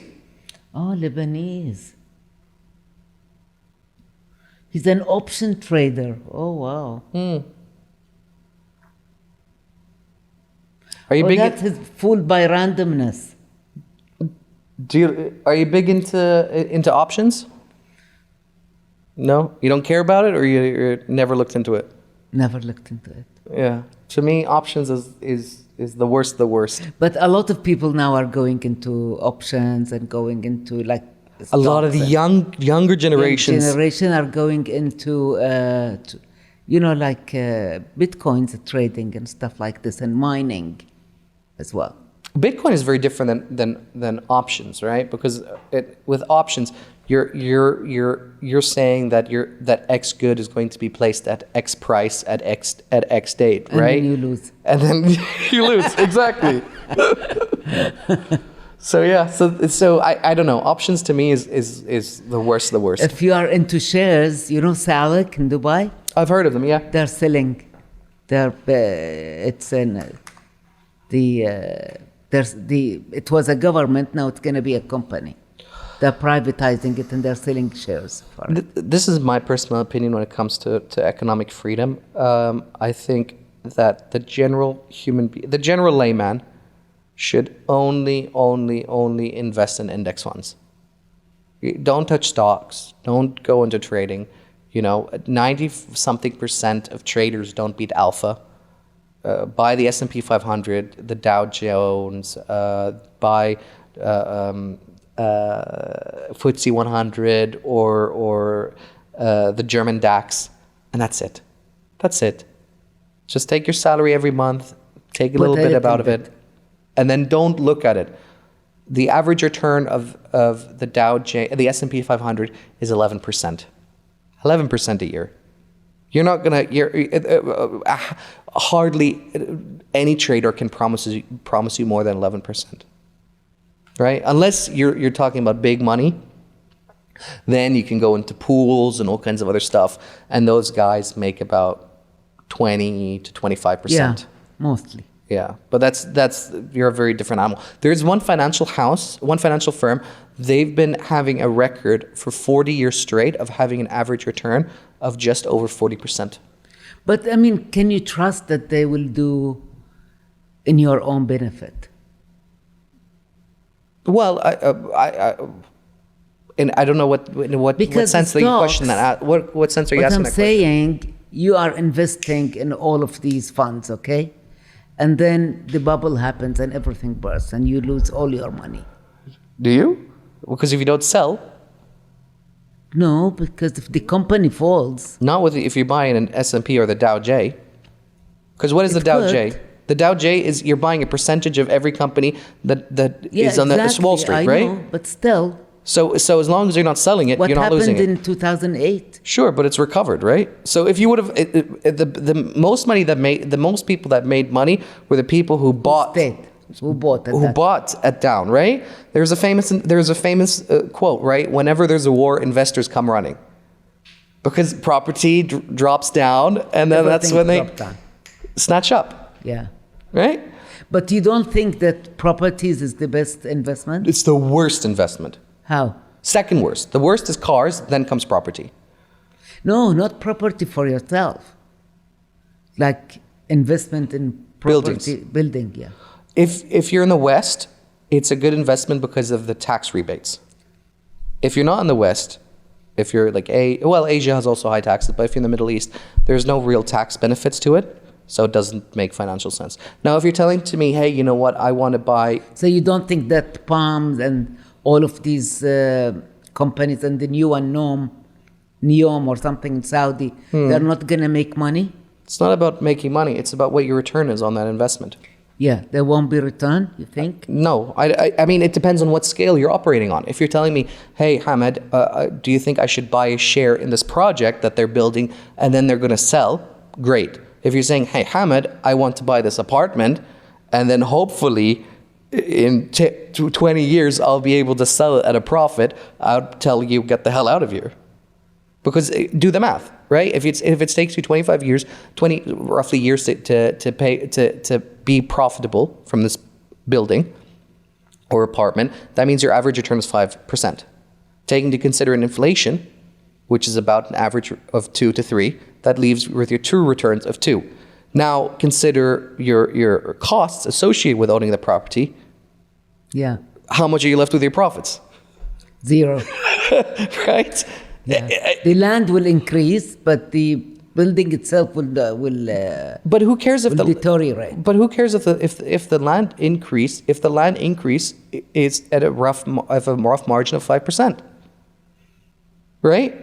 After 20 years? Even after 20 years, if the average return a year, the ROI a year is 5%. Over 20 years is 100%, right? So you've doubled your initial investment of 100K, have turned to 200K. However, you could take that same 100K and put it in the Dow J or the S&P 500. Share options. And then you would make an average return of 11%. Yeah, correct. To me, it's foolish. Now, if you're saying to me, Hamid, you know what? No, what I'm saying, you build properties and sell them. That's a different animal. Now you're getting into a business. Now you're not an investor anymore. Now you're a business operator. You give the money, the company will build, you sell, and after a year you get back whatever amount. I don't know. Okay. Some people are saying... Are you talking about Bahrain or GCC? Wherever. Okay, for Bahrain, financial institutions, banks, will not lend to construction companies. Why? Because of the laws. Because how the laws are structured right now in Bahrain, if you default or go bankrupt, the courts will not award the bank the land. So that's why all these construction companies are looking for private investors. Oh, wow. So that's number one. Number two, you have a population of 1.5 million, 1.4 million, the Bahraini population at this point. There's 3 times as many properties as there are population. Then on to the further extreme, a property is considered in Bahrain old if it's older than 10 years. And it takes you 20 years to get back the money. So what are you doing? Run away. 25 years for a person who's buying getting from the government, he pays over 25 years. Yeah, of course, because he's getting a load, and Al-Hukuma also does a lot of forgiveness and stuff like that. This is, again, a very different animal. Yeah. If you're talking to me about a pure investor's perspective, it's different than if you're saying, hey, Hamid, I have 2 kids and a wife, and I don't want to pay rent. It's a very different animal. By the way, if you pay rent, you don't own the property, but the property gets fixed. When you take a mortgage, you're renting from the bank, and they won't fix anything that's wrong in your house. Yeah, exactly. So it doesn't make sense to me. It doesn't make sense. So you'd rather have a rented house? I will always rather rent than buy, But if you're telling me now, Hamad, I want to use it for leverage, this is again a different animal, because you can buy a property for 100K that is downvalued on the market, right? That you can do a fixer up, make it look nice, get it reevaluated, pay a little bakshish, whatever. The guy evaluates your property now at 120, 130K. You go back to the bank, you say, hey, I want to remortgage the place, right? And now suddenly you can pull more cash out of the property and then take that additional 20K, because the bank will not give you the total valuation. Yeah, if you're lucky, they'll give you 20. And you take that and then do something else with it. This is, again, a very different animal. Yeah. But that's only in places like in the West, where they have like very stringent laws when it comes to land property ownerships and rights and stuff like that. Yeah, exactly. Sorry, I love finance and I love I love this kind of discussions. We could do this all night long. But you know, if you think about it now, the kids, what do they spend on? Consumable goods. People So would isn't rather. that the way we should go? It's not the way that we should go, but people aren't in schools. They don't educate you in school how to become financially independent. That's They not don't. something they teach. You know, it's to me very strange that how much is Apple stock at the moment, Dan? Without looking, I would say Apple stock. Let's make a guess in the room. I think Apple stock is sitting at $400. Anyone else in the room want to make a guess before we type it in? I don't think it is 400. You don't think it's 400? 155. How much is an iPhone? Well, iPhone is expensive for what it is. Sure. Yeah, I mean, mine I paid 555. So that's about $1,000. Yeah. So would you? Mine is the full. I don't know how many hundreds of gigs and stuff like that. I paid. Sure, but let's so you could either own let's, for sake of easy math, you could either own 5 shares of Apple stock that pays you dividends, or you could buy an iPhone. I mean, What would you rather? personally, I would rather invest my money and buy the stock. But how will you call people? You don't have to buy a phone every year, do you? You don't have to. You don't even Not have to buy the every most year. expensive phone. Yeah, but not every year. You don't buy every year. Fine. right? Even I would rather wait an additional year to buy that iPhone, and put that money behind the company. I mean, can you look up what how much dividends Apple paid this year? I mean, we're talking really finance this episode.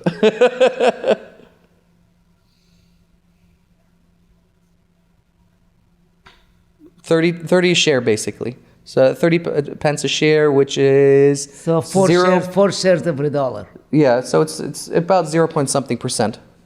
$1 for 4 shares. Yeah. So if you have 100, this one. So it's about it's $400 to one share. 25% almost. Yeah. Which is not bad. Think about it, Yeah. and then you can obviously scale that up. Yeah, but now the share itself is expensive. $105, $55. Still. For Compared to an $1. iPhone for $1,000? Well, I mean, you know, when there's a movie I really liked, the father is scared of an atomic bomb from Russia or something. It's called Blast from the Past. You must watch it. It's really... Sounds familiar. I think I've seen it. Yeah. So he builds a home underground and they stay there for I don't know how many years, 20 years or something. And then the father became ill, the son had to go out. So anyway, they found in his bag shares that he had, which are now thousands upon thousands of dollars worth. And the guy must have paid $1 for each one, you know? I was watching a documentary about these doomsday preppers, and they were coming out and saying, because they buy stuff in huge bulks, you know, long-lasting foods, canned goods, and blah, blah, blah. And the stuff that they've bought in stock has actually appreciated in value according to the market rate. So in theory, he could resell the canned goods that he bought right now at a profit, that would be higher than is any kind of investment that he would have made. Yeah, but that movie is really good. Watch it if you can. I mean, it's one, I'm really terrible with movies. If I like one, like if I like something about it, like for example, Devils Wear Prada. I'm not into fashion, but I am into fashion. Meryl Streep in Devils Wear Prada. That personality, it's the fierce hater, anything you can describe her with, she's more than that. So I watch it just to see how is she behaving this way.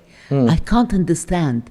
Like, okay, I'm a business owner, but I cannot deal with people the way she dealt with people. So I watch, can I actually do that? But it's also a movie, though. You're not sitting and having a discussion with her in a meeting. It's a real thing. Yeah, of course, but you're watching a reenactment. But it's exactly that personality. She acted that personality, exactly. So she was the real person, well... As real as can be. As real as can be, which was... Apparently that person was even worse, the Vogue magazine editor. She was even worse than her. She was like, the really tuned down version of that person. But the magazine sold for very expensive price, I mean, you have to be tough, no? Yeah. Yeah, but I mean, you see what I mean? Some people, they generate because of the toughness and their really severe way of looking at things and, kicking you the backside just because you did a small mistake. I don't remember who's this from, and it's one of my favorite business quotes, and it goes, "Screw the stakeholders, my responsibility is to the shareholders."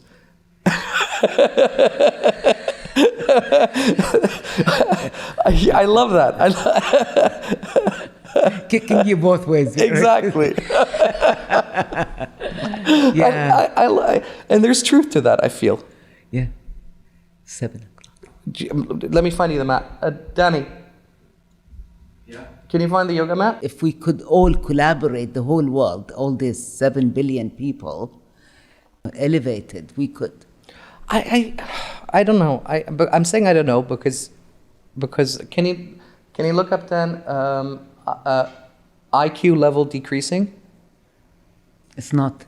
I think it is. In the Western countries, it's falling. The IQ is dropping. See? Dropping now by Yes. 7 points. Yeah, it's decreasing. Yeah, I thought you were increasing. No, yes, no. It is decreasing. It of is. course. It is decreasing a yeah, lot. Yeah, I know. Which is like really It's scary. because of TikTok. No, I think it's because of plastic and pollution. Yeah. No, it has nothing to do with that. No, it has a lot to do with pollution. A lot to do with pollution. Stress, pollution, bad living environments. Like if you would, I spoke to a biologist once, and he was telling me the human condition, the way people structure their lives, is so bad that if you would take a monkey from natural environment and you try to put them in the zoo, what would you do? You would try to create the most accurate environment that would be the best for that monkey. Right. Human beings do not do that to themselves. For whatever reason, we create it for the animals, but not about ourselves. Exactly. Right. And it's we do everything that is negative, not just the smoking, but the TV screens that are blue light, the stress, the lack of exercise. It all adds up. Yeah. It's fascinating. It's so fascinating to me. But the young generation are really becoming onto it though as well. You think so? Yeah. But for example, let's take my son. Mm-hmm. His kids, they're limited to an hour of TV watching. He and his wife watch the movie, and even Mariam, my daughter, the other one, the third one, very young, so we don't know. So they know what the movie is showing. With all of these that are happening now and what they push in the movies, right? Yeah. That's also crazy. That's really crazy. Yeah. So they watch it, they see that it's kosher, then they go and let the kids watch it. they won't take them to a cinema until they go and see the movie themselves first. That the words, the scenes that are shown and all of this is good for that level of children, that age. Well, my parents, when I was growing up, they just banned me from watching anything other than Discovery Channel. I was only allowed to watch Discovery Channel and History Channel. That was it. Oh, really? So you have really good parents. That's it. There was no other option. It was either Discovery or History. If So you're no movies, unless no it's, cartoons. I was allowed not, because I grew up in the 90s in Saudi Arabia, so we didn't really, when I was growing up, there was not a lot of color TV. It was a lot of black and white stuff still. In the 90s? I grew up on the Three Stooges, I Dream of Jeannie, Dick Van Dyke Show, Mr. Ed. Golden Girls? The Golden Girls, no, I didn't have that. That was already in color. Friends? No, I didn't have that either. That was much later. I had Because that was 90s as well, right? yeah. But from Saudi Arabia, because Saudi Arabia, they at the time when I was growing up there, the government was very stringent because this was the days where satellites weren't even allowed. There was no satellite dishes. You had to buy that in the black market. And the local channels, the English channels that they would be playing would be all these like very Aramco's English channel. old black and white movies. Yeah. You see golf and you see black and white movies. Yeah. We had Aramco here as well. See? In that time. See? So for me, I grew up on when I was a little older, when we got a satellite dish, I grew up on History and Discovery. And when I was very young, it was black and white. So I don't know what to tell you. Phrased very well. I think that's what I would do. Look at yourself now, you know? Yeah, I guess. I think I'd do that to my kids. I would not allow any other show other than educational.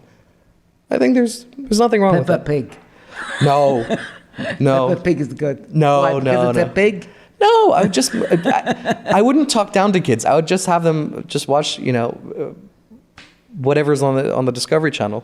Be it, my favorite thing was always How It's Made, where they would interview a factory and they would like explain like how a can of soup was manufactured. I remember that a lot. And Coca-Cola as well, how they make the glasses. So I think that kind of stuff. Forget Peppa Pig. Just put that on. Khalas. Easy.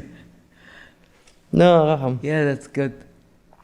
There's a really good advice I got from a parent once. I don't have kids, but I don't know why I know this. They got one of those like power cutters for their Wi-Fi.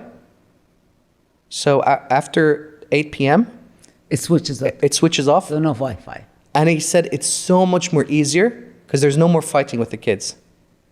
Saying, turn off the internet, khalas, ba ba ba. 8 p.m., internet turns off. Oh, wow. He said there's no more fighting in the house. But what about their phone? They don't have internet. One of his kids, I think, is 13, and the other is 8. So they're allowed on the iPad, but they're not allowed. They're not allowed to have their own iPhone. And they said they want to wait for the 13. I think it's like 12 or 13, and they wanted to wait for that kid till they're about 15 or 16. So Yeah. it's hard. Which we never had, even growing older. But the world changes. Now soon the kids will need their phone in schools. You as think well. so? They would. Well, now looking back on it, would you homeschool your kids, or would you still send them to a school? I'd still send them to school. Really? Yeah, of course. Because I would only No, because they meet kids. They need to have sure, children interactions. but send them to activities, karate. I don't know. Yeah, but still, even that people will say, I'm going to bring the person in the house to teach them. You need that interaction. That's how they learn. To be tough, they need that. I don't know. I mean, for right now, the way I am structured mentally, maybe that'll change. I would probably hire an ex-teacher to come and teach the kids. Homeschool 4 or 5 hours a day. I think more than 4 or 5 hours, khalas. Even at 15, I don't think there's a lot of retention, right? And then the rest of the day with just activities. You're not sitting, you're not staying at home. You're out. You're either playing football and then going to karate and then doing something else. There's no way that you can sit in front of the TV. Khalas. No. But it's a trend, by the way, in the world. Exactly. Well, you also have to have the financial freedom to be able to afford to put your kids in programs. I don't think it works in Bahrain and Saudi. You don't think The so? government is not allowing Karate or homeschooling? No, homeschooling. Yeah. Well, I'm not sure. I didn't look into there it. is a problem with the child, Yeah. like autistic and Or stuff something like this. that. Yeah. No, you're right. But I feel like, I mean, statistically, homeschooled kids do better in academia and do better later on in life. That's what the numbers show. Well, because you are focusing on, because most of the kids who are homeschooled, for example, are for parents who travel on boats. But they get the books from the ministry, and then they are tested by the ministry as well about their knowledge of those the curriculum that they have taken. So their life the circumstances of their life is different than the other students, because they had to be homeschooled. Either they had a problem, like Cognitive disorder or whatever. yes, something like that, or the parents have to be, for example, those who travel on boats, like the husband, wife, for some reason. Like I have a friend who take her kids with her when they travel on the boat. So, I mean, that's a job for the parents, and they need their kids with them. And of course, you can't afford to take teachers as well with you on the boat. Of course So they teach the kids on the boat, and then they set the exams as well of the government, their government. And what they noticed is, in one of the studies I saw in one of my courses actually, that homeschooled kids, they're really good at what they studied, but with the human interaction, they're not. Very low. No, I totally believe that. Absolutely. Yeah. And you need to have the human interaction, because you're not going to be on your own all the time. Sure. They will call them weird, that they're weird kids. I totally agree with you. So But that's one of the drawbacks. There are other drawbacks as well. That, they would call them geeks, they'd call them whatever, all these words, and it affects the child, because the child have no idea that, that this is happening to him or her. But I feel like there's a lot of pampering, and there's a lot of there's too much of a mama state going on with a lot of kids. I feel hand-holding, and I personally believe that children it should be part of the curriculum. You should see a slaughterhouse. How else are you going to respect meat? An animal passed away. I eat meat, by the way. I'm not a vegetarian. I believe in eating meat, but I also believe in respecting what you eat. How the animal died. And how the animal died. And I think that's very important. Because right now, people for the last, 60, 80 years haven't seen a slaughterhouse. They just go to a supermarket, they pick up the meat they want, and khalas. Unless they go fishing, but how many people do that anymore? Yeah, nobody.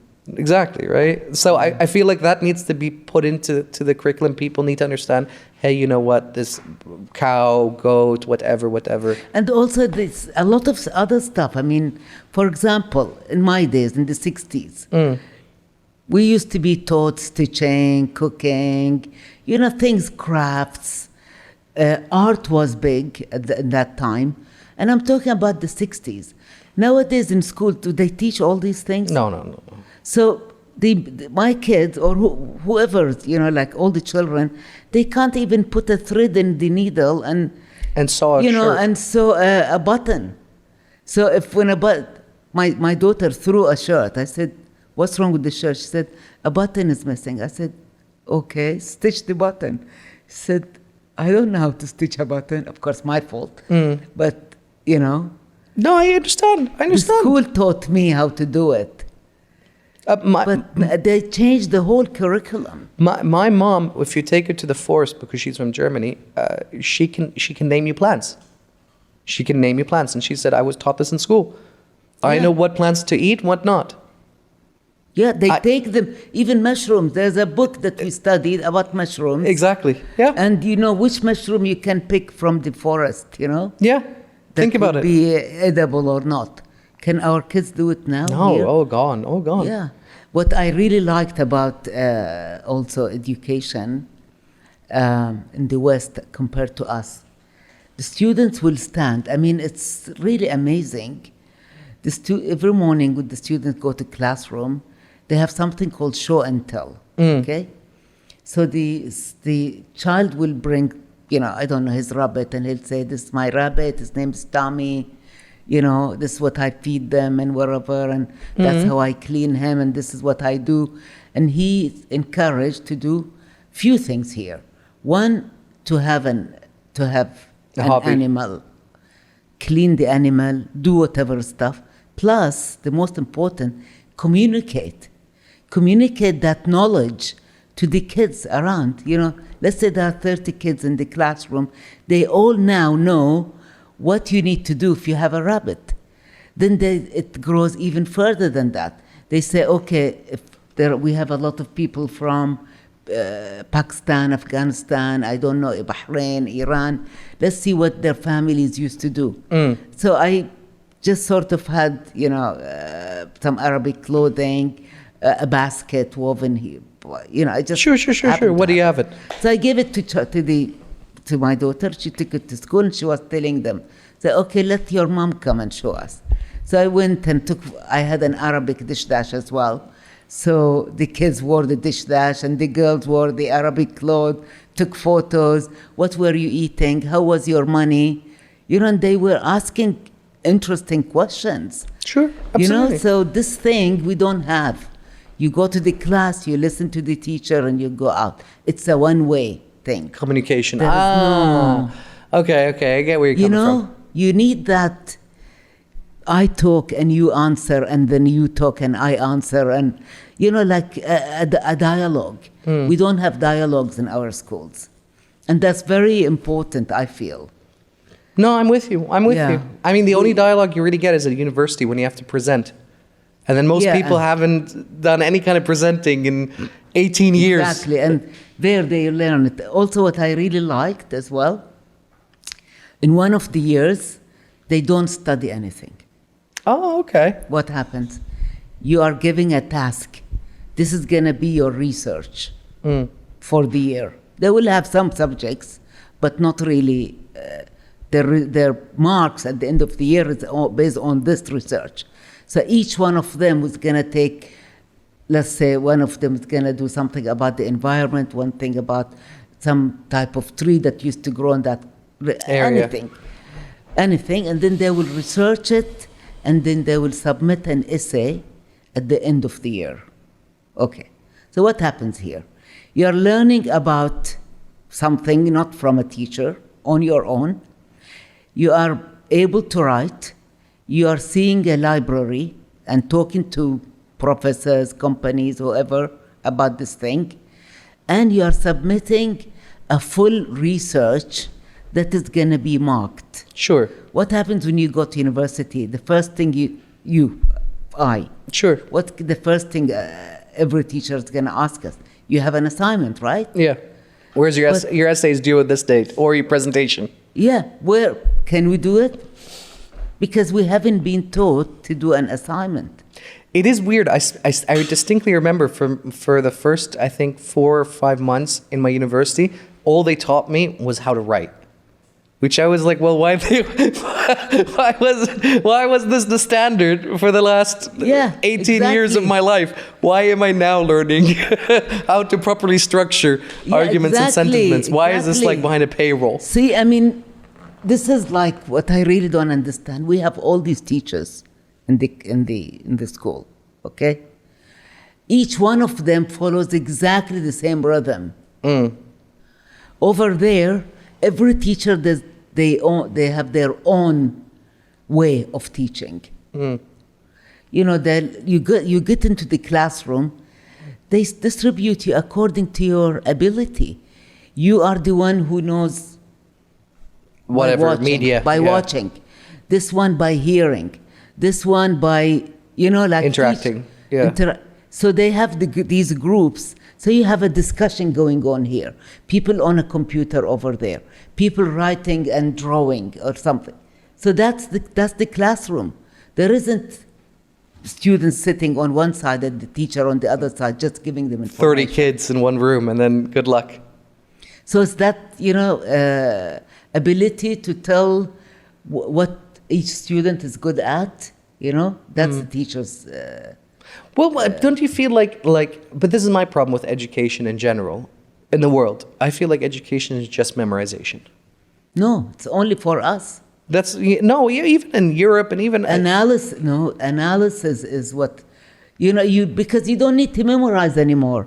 Google does it for you. I understand where you're coming from. All you need is a flick of or a spick of that knowledge. The thing that goes on your fingertips or at the top of your tongue. And then you can find the rest.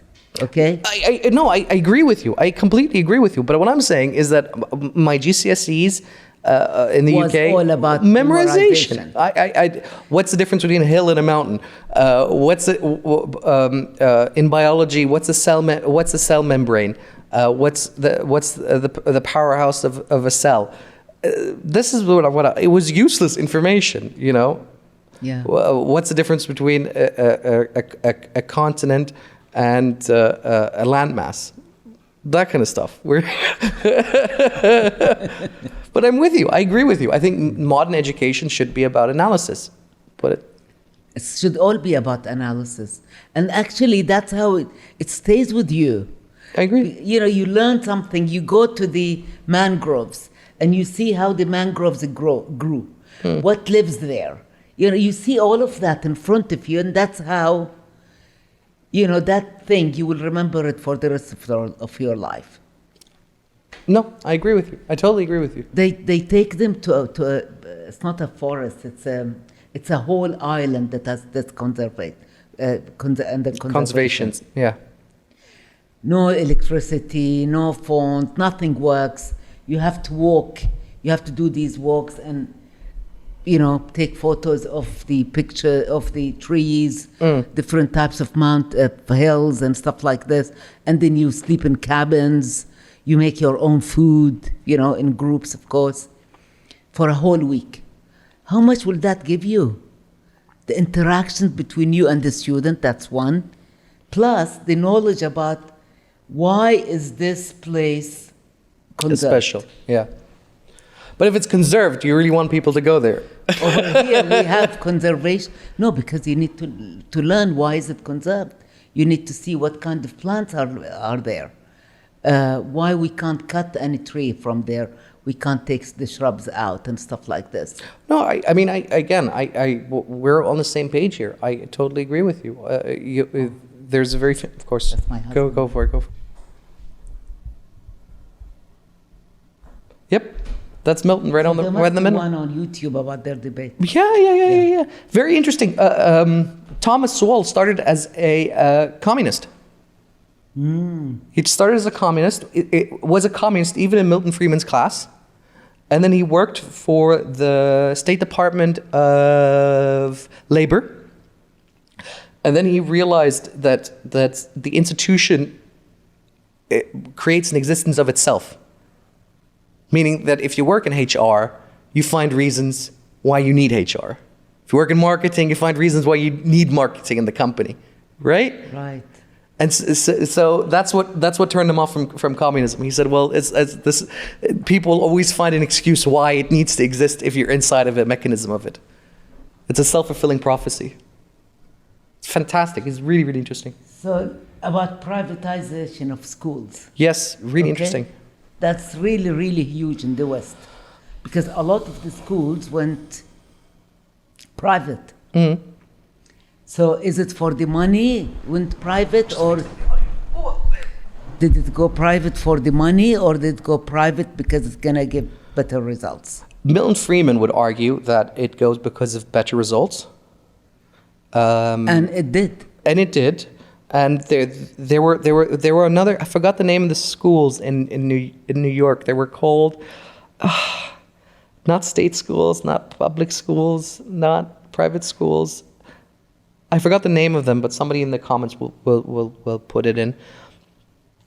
Basically, these schools were working on average GPD scores, which means that if you didn't score at a certain percentage, sorry, you're going to leave the school. GPA, you mean? GPA, yeah. If they didn't hit a certain level, you're out of the school. Okay. Right? And What kind of schools are they?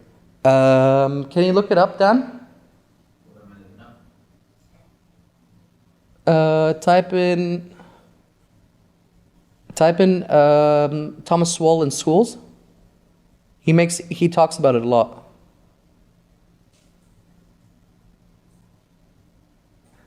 It's on the tip of my tongue. It's really annoying.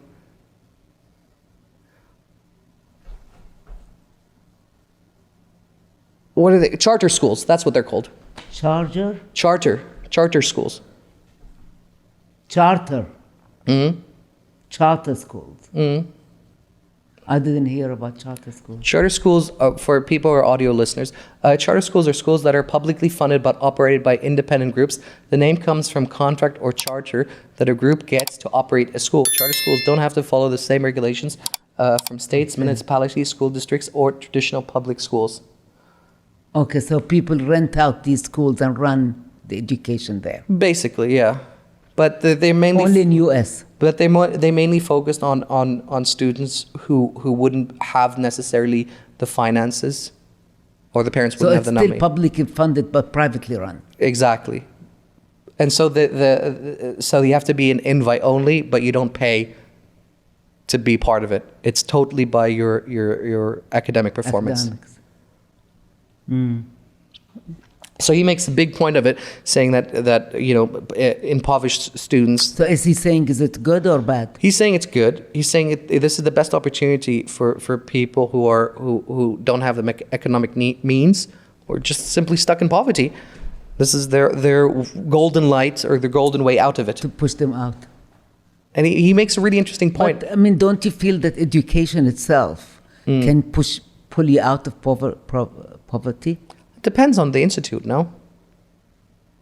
I don't think a lot of schools don't help students. I think a lot of schools put you in worse off than where you started. It depends what kind of schools. Of course. Like many countries, the schools had helped communities to be uprooted from poverty into Of course. Economically viable living. Of course. But if you're talking about places like, we're talking about like the Bronx or Brooklyn or places like that, or the east side of New York, or even the UK, schools are so mismanaged and badly run because there's no emphasis on the teacher, especially when it's unionized. Yeah. You've got a bad teacher who's going to sit there for the next 30 years collecting a paycheck, who doesn't care, right?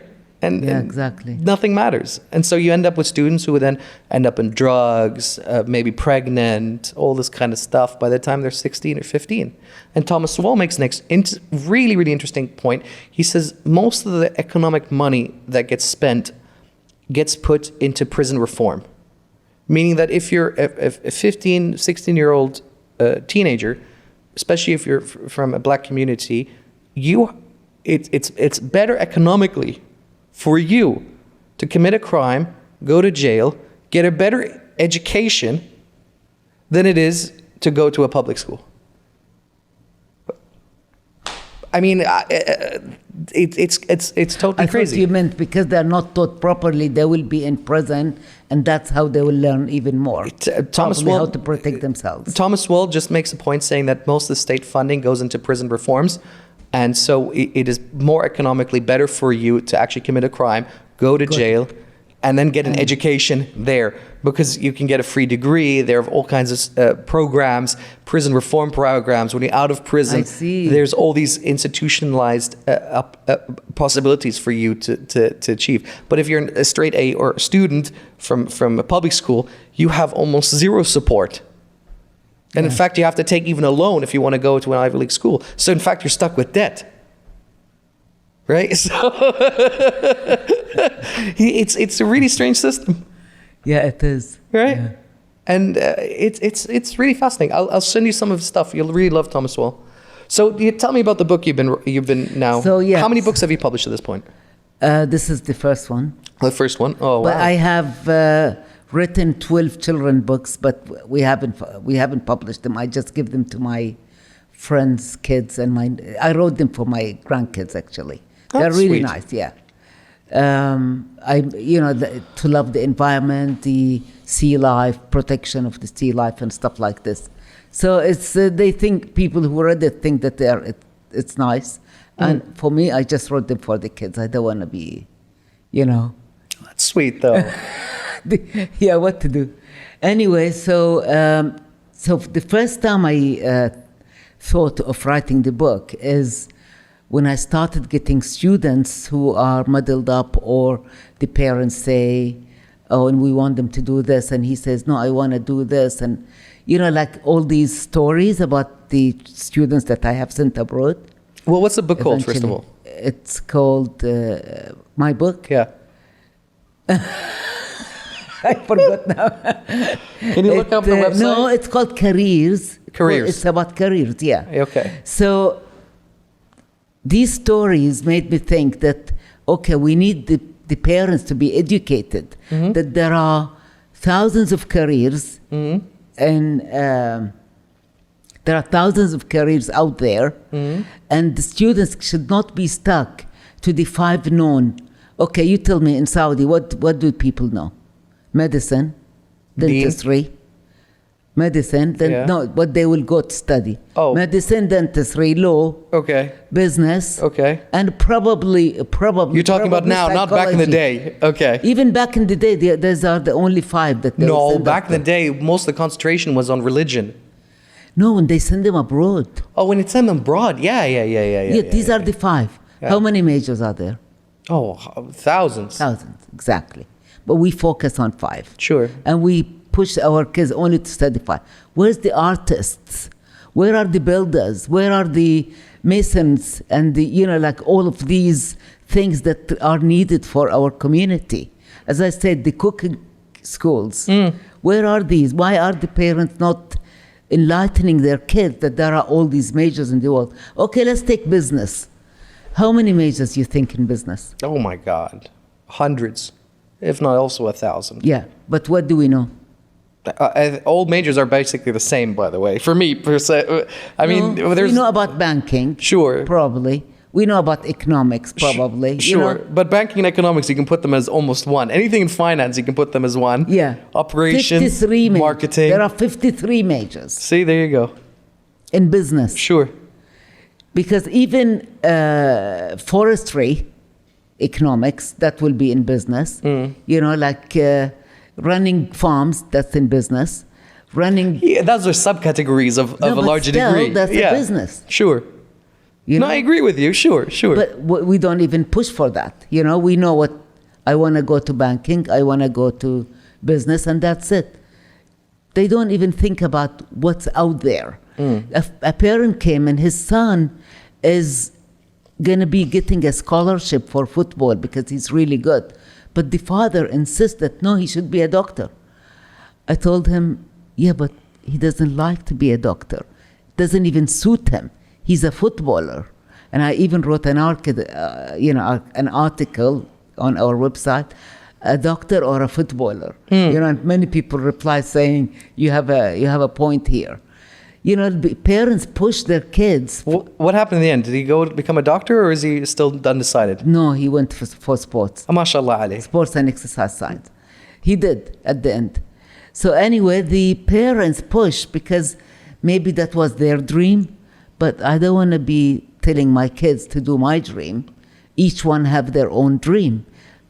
So the book will help them research what's out there, give them steps of what to do to get there, and find out what do they really love, wired for. They have to be wired for something, because you can't be a weightlifter if you are a petite person, right? Sure. So you have to be realistic. Yeah, exactly. You need to be realistic. Also, about the scholarships, there will be information about how to get them, what to do what do you need to apply, stuff like this. So it's really a manual rather than a book. A manual, the second half especially, of how to enroll in universities, what to do, what to take, how to live there, how to interact with people, how to be polite, how to make friends, things like this, which people don't really think about, because send your kid, and then what if he gets, a bit anxious and then he commits suicide? Do you know how many people commit suicide? Here in Bahrain, no idea. Yeah. A lot? And when they travel, yeah. Really? But do you think that has something to do with the drugs and alcohol? No, because, it gets overwhelming. Because I know a lot of Arabs who went abroad and they just went crazy. Yeah, that happened, but I didn't mention it. It's not Sure. like hiding the truth, but it's not part of the book. Yeah, no. Yeah, I mean, you need to also, You don't have to have your hand in it. Yeah. As a parent, you need to call up the school. You need to make sure that things are also, functioning properly. Mm. Or if you feel like homesick, because a lot of homesickness is due to inability to communicate with others. And that's why you sit in your room, and when you sit in your room all the time, depression is bound to happen. No, I agree. So you need the child to be able to interact, knows, you let him meet his friends, sit in libraries. I'll tell you about something. A person in medicine committed suicide. That's not my student. That's at the university I was studying in New Zealand. So, there are cameras, right? So they see that he was actually living in the library. He eats his food there. He goes and walks around. Library is open 24/7. So he walks around and wherever. He goes to the morgue. So when they found him dead, they took a tape about him walking in all these places, going to the morgue, checking out the dead, stuff like this. Okay, why was he on his own? Why did you leave him in the library on his own? Why, if you see him all the time sleeping there in the library, why don't you ask the student, why doesn't he have and all the time he's on his own in the book. There's no interaction between him and the other students as well. Also, why is he going to the morgue by himself? That's a red flag right there. No, red flag because he's seeing the... I don't think you can just walk in by yourself, or you're supposed to. You're a doctor. You're studying as a doctor. You could go. Maybe you read about something in the skull. So you want to go there and see how it looks like, the size, and wherever you could. I believe that's failure. I think that's a failure from the institute, from the university, to let the guy in just without they have what? Not even a security guard there? No way. No, way. they have, but still. Because people will steal shit. What will they? No, there is security guard, but if you are a doctor, studying for medical school, you could go to the morgue.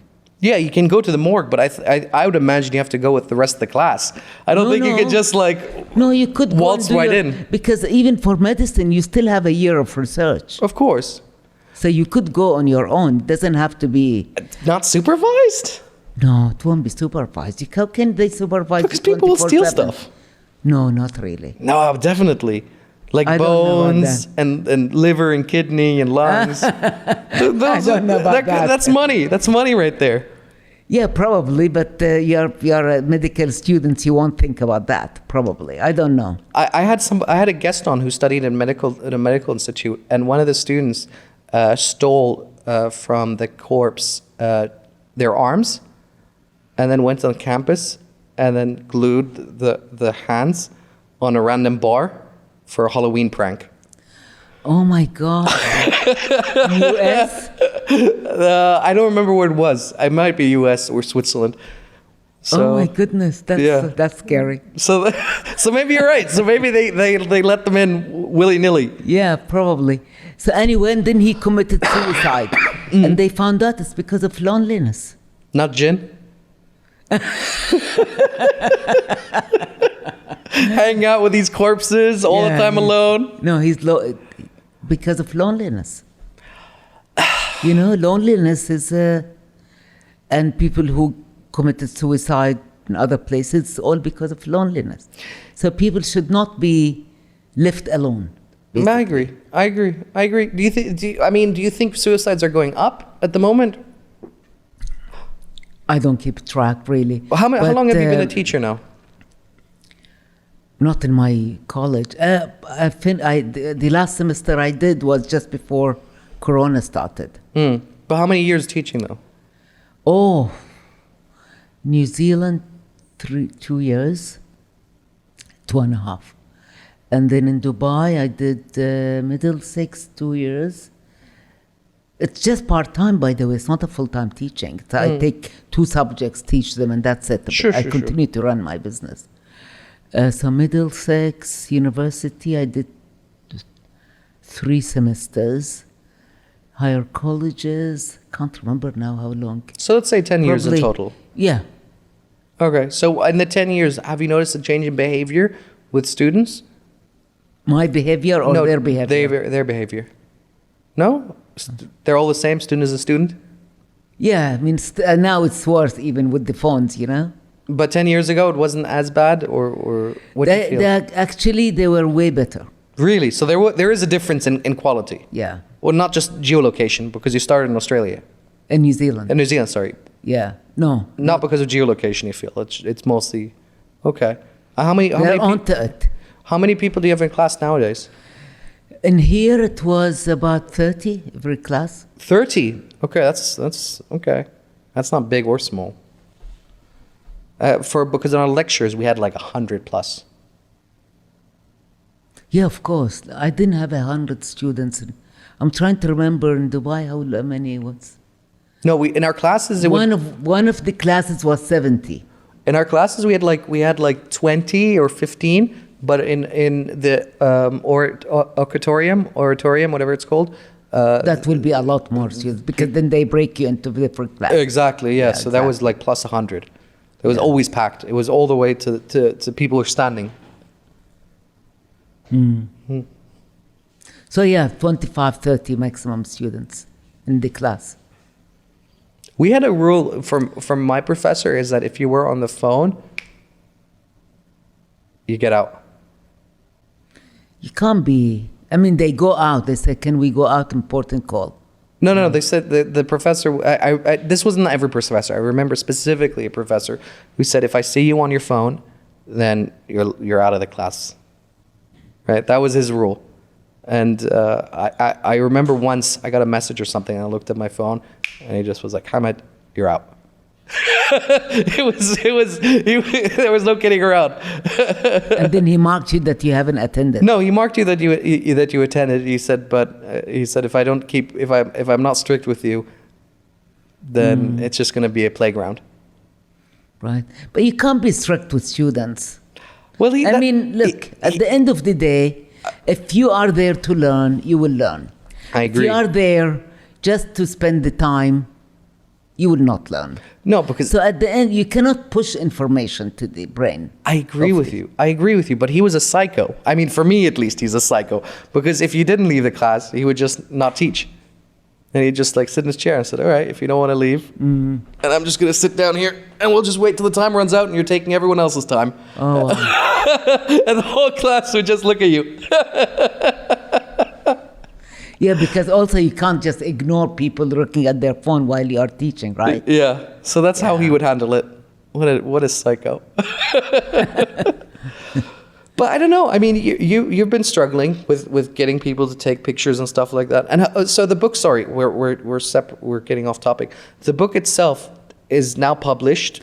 Yeah, it's published completely. And do you try to sell it to the students? Sorry? Do you try to sell it to the students? We sell it. Yeah, actually, we even made the price very affordable. Very affordable, because we will be giving it to the counselors of the schools, principals as well. They need to know what the information that are required nowadays, and plus the parents. Some students bought it, but mostly parents. Are universities getting a cut from the sell? Sorry? Universities are getting a cut from the sell? No. Why? I did mention their names. And I didn't put any ads. It's No. I'm saying if you're trying to sell it through the school or and giving it to principals and stuff like that, maybe it's a good idea to that there's a little. Let's put like it little. how the bookshops do it. Exactly. Because the bookshop, they charge you 40%. Exactly. Everyone needs a little food. Everyone's hungry. So sell the book that way. I think it makes sense, especially if you want to reach a wider audience, and as long as they get a cut as well from the earnings, then they'll be more happy to promote your book, right? Yeah, probably.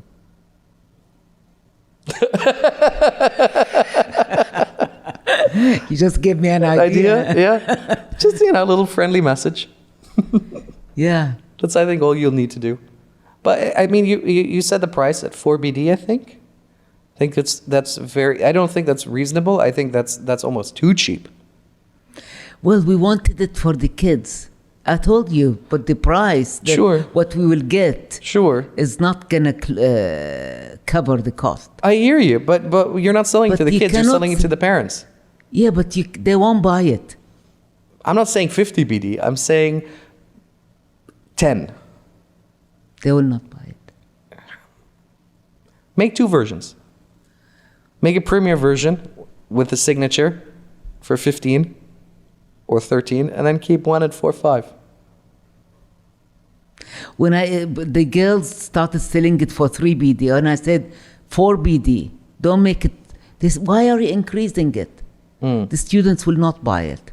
But students don't have money. Parents have the money. When they sell toys on televisions, right? Yeah. They know that kids don't have the money. They know that the parents are going to buy it because the kids are not going to stop talking about Yeah, it. but it's a tool. Really, it's not. I'm not trying to make money out of it. Yeah. It's a tool for the business. But I mean, there's nothing wrong With making money as well. Yeah. I mean, I'll take that point. You've got expenses. You've got things going on. I think the AI for like for students, it should be more expensive. This is the next book that you're going to write, right? So what is this whole story with the AI? Because it's everywhere. Okay. What is not having AI? Okay. Alexa, switch off the light. Okay. That's what, right? Okay. Medicine controlled from New York to Saudi Arabia.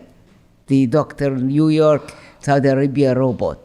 So a doctor will require to learn AI as well, right? Or to use AI. The AI itself for medicine should have been made by doctors themselves. Okay, I get where you're coming from. So, medicine is the number one User. and number one loser of doctors. Okay, I get where you're coming from. Number one. So you're Number two, computer designers. because computers will program itself, you mean? Yeah, Okay.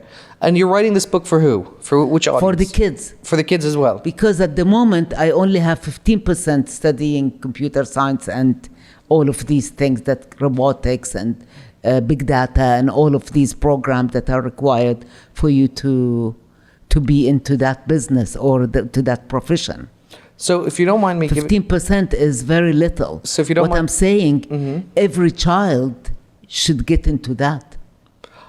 This is my personal opinion. I think the era of programmers is peaked. I think now we're seeing the sun setting. I think what's coming now is content creators. People know how to take good pictures for Instagram and social media and stuff like Yeah. that. That right now, that's the new trend. That's what's lifting up the wave. And I don't know if it's peaked And or that's not going to peak. Everything peaks eventually. I think everything does. Because at the end of the day, all of us will be having probably 10% of our time thinking, and 90% these robots are Consuming. going to do it for us. Okay, yeah. I hear where you're coming from. But from And we are all we will all be having the knowledge, the thinking knowledge as well. I mean, our kids. Okay, I get where you So come from. their payments or their salaries or however they are going to, live, it's going to be living from thinking of what else to do. Okay. For the people, using robotics and using artificial intelligence. No, I hear where you're coming from. I just feel that programmers is a profession that's peaked. I think there's so much programmers right now. The earnings and salaries are nice, sure, no questions about it. I mean, a programmer makes anywhere between $150,000 to $300,000. Good money, no question. But programmers, they will, once the machine learning hit in, these programmers have to be upgraded to do other stuff as well.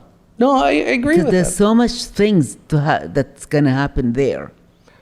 But So many. But from my point on the content creation that I was saying, I think Bob Iger, the CEO of Disney, a former CEO of Disney, he said there is more content than there are eyeballs on the planet, right? And there's truth to that. I think and I don't know how much longer people can go and create content on Instagram, TikTok, blah blah blah. There's a net return. A limit, you mean? Yeah, economics of scale, right? Eventually, there has to be a downside to it. It cannot just be continuous expansion. There's for that to happen, you'd need more and more population increase. But then think, 50 years from before, people were saying exactly the same. About content? No, about anything Okay. that we have now and they didn't have. Oh, that cannot go on forever because eventually everybody will, TVs. Yeah, but I mean, And then look now from TV, something else happened. And sure. there's another thing happened. So we are actually... transferring. We're transitioning. Because we went from a TV, from having 3 channels to thousands of channels, to now no one wants to watch TV, to now having only a few services online, YouTube, Netflix, blah, blah, blah, to now having all kinds of services online. And do you think we're going to go back then eventually? Eventually, we don't even need this. We are going to have a button somewhere. That's like, I'm thinking bicentennial. We are going to have a button, close our eyes, and we'll see from our head. We don't have to have a... Elon Musk is working on that right now. Yeah. Dan, can you look up what that Neuralink? They're already experimenting with it, with Neuralink. Exactly. Living on Mars as well. So you think we're gonna live in Mars? Do you think it's gonna happen in your generation, probably? You don't think it's gonna happen in your lifetime? No, I don't think so. I mean, you've got where was I? You've got over 40 years ahead of you. 2000, right? When they started selling tickets for Mars. It was in the year 2000, 2002, if I remember correctly. And it was $20,000. People bought tickets for Mars in 2002, 20 years ago. Would you want to be the first, though? I would want to be. But the first? I would want to go, yeah, why not? Going. What I'm saying, it's not going to happen in my lifetime. Going is one thing, but I wouldn't want to go. I wouldn't want to be the first. Yeah, but it's a transporter that you are going to have a lot of people. I get what you're saying, but I don't want to be I wouldn't pay that $20K to be one of the first people to Mars. Let them fix all the problems. But that didn't happen. I think Virgin or whatever its name just blew it up, right? Yeah. They I think they sold the company before the company crashed. Yeah. Yeah. I mean, Elon Musk is working on it with SpaceX. And then you have Blue Origin from Jeff Bezos, who's also working on it. Yeah, a lot of people are working on it, but maybe China, I heard, is choosing also a planet to go and live on because they have too many people. Yeah, but where can you put them? The most inhabitable planet closest to Earth is Mars. There's nothing else really that people can live on. And even Mars is very difficult to live on. Mars is very small. Yeah. Tiny comparison to Earth. Yeah. It's weird to think about. No, I'm thinking we are not limited to our galaxy. Oh, really? You think we can go to the Andromeda outside of the Milky Way? Man, that's maybe not for our civilization. How do you know? Do you not think our civilization? I mean, with the James Webb telescope, you saw how close they are. True, but that would require. That would not have. Nobody have ever thought of having that picture. Yeah, I agree with you, but And they're so close. But we're going backwards, intelligent-wise, not forwards. No, we are going forward. No, IQ is dropping. Well, I know IQ is dropping because there is so much out there, and the student, not focusing on just one thing. Okay. Because there's so many things that they're focused on, and the testing has to change. That's what I feel. Dan, can you type in 1900 or 1800 technology? Like, look at some of these pictures that people were inventing, just normal people that we never heard of.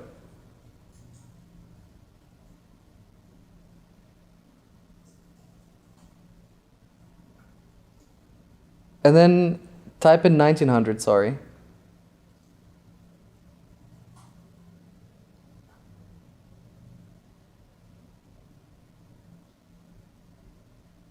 Or type in cyberpunk technology. Cyberpunk.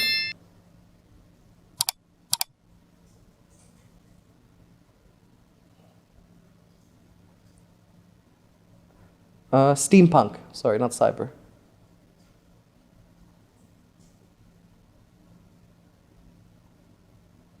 Oh, I don't know what the keywords are. There's a few pictures from like type in unicycle maybe? Just a complete new search, just unicycle and motorcycle.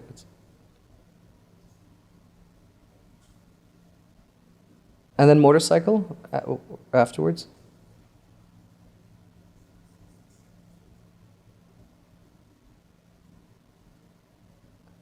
So that thing there, where the guy's sitting in the huge wheel. Yeah.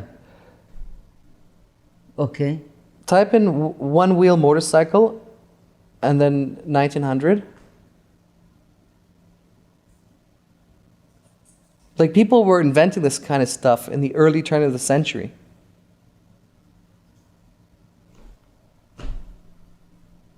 And now it's happening. And now it's becoming more popular. But people were inventing like crazy stuff. Yeah. Like whole technologies and whole like just dropped. And you know what I think it is? I think it's creativity is bound with boredom. If you're not bored, you're not going to be creative. Yeah. And I think Probably. And I think social media has destroyed boredom, and that's why people aren't Are writing, not creative anymore. Are not creative, are not doing anything. No, but of course people are writing. Come on. Okay. Yeah. I mean, where is all this content coming from? Okay.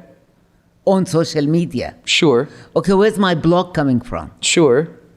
My writing, your writing. Sure. Well, But we can both agree that both our writing, well, at least my writing, is not anywhere as good as somebody from the 1950s or 1940s.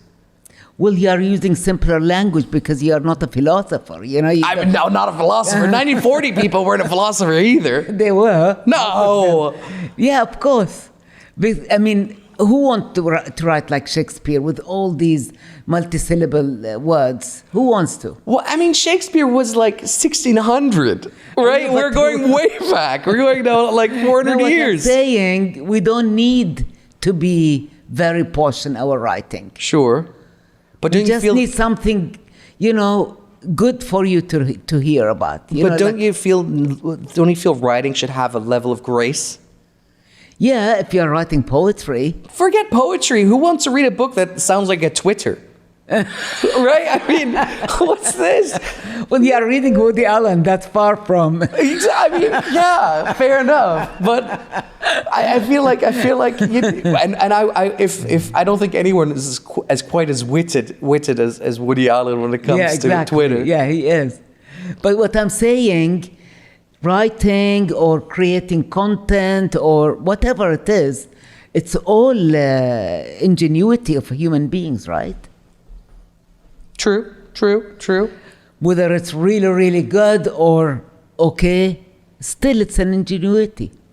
Some people can't even put two words together and make a sentence. So if somebody writes a good essay and puts it out there, or sits and talk on YouTube for hours about how to play a game, I hear where you're coming from. But again, and I am a believer. Let me tell you something. Maybe I'm very, very optimistic person, which is not really good, okay? You shouldn't be very optimistic. But I'm a great believer that the human beings, if they want, they can have a fantastic life. If you want something, you will do it. You will have a fantastic life. If we want to have this conspiracy theory about, but if whatever, then it's not going to happen. But we need to be encouraging, We have a generation to encourage. We need that. I feel like the next generation coming up is more cynical than ever before. Yeah, exactly. But it's your responsibility then. Is it my responsibility or is it the failure of institutions? Forget the institution. Every one of us have a responsibility, I feel. Yes, I agree. We have our own responsibilities. Maybe the institutions will fail. Maybe schools are failing as well, failing us. Maybe the whole curriculum that we are teaching is not really up to the standard that is out there now, with all these technological advancements. Okay, maybe all of that you are right. But we still, each one of us is responsible. Even if you have your responsibility gonna be just for the few kids that you meet, and you talk to them and give them that advice and, whatever. That will be what we have to do. No, I agree with you that But we cannot fully depend on the government or the schools or whatever. We also have to have an input in the society. Listen, I totally agree with where you're coming from. I'm with you 100% when he says, people have to own up to their own responsibilities and you're the maker of your own destiny. I'm with you on that 100%. But when you look at something from a macro perspective, it's very different than when you look at it from a micro perspective, yes, exactly. Right? I mean, if we are going to analyze what's happening in the world now, you are absolutely right. Very pessimistic. We are going to be very pessimistic because everything is going haywire. Okay? But has it gone any more haywire than in the past? No. We're not a world war. We're not in First or Second World War. Right? We're not in the Cold World War. But I think it's better to die in a war than to die from boredom and lie in or whatever it's called. But that's because people chose that life, right? People wanted safety and security, and this is the end result of it. And what happened? Right? People don't want to go and venture, go weird islands and discover new species. People want to sit at home and watch Netflix. Yeah, exactly. Listen, there's that old saying, right? You get punished with a thing that you want. If you want to be a teacher, you get punished by being a teacher, right? And so the only people who truly live are people who are undecided because they're constantly moving around. And this is the same effect that we're seeing now. Sure, people are pessimistic and they're saying, life is terrible and all this other nonsense. But you are living in the best life ever in the history of human beings. Right? I mean, you have access to running water, food, electricity. Everything. Everything that people 50 years ago didn't have. Yeah. Right? I mean, you're living the best of the best. You have the best of the best. You get the best clothes for pittance. Exactly. You get to wear cotton whenever you want, right? Yeah.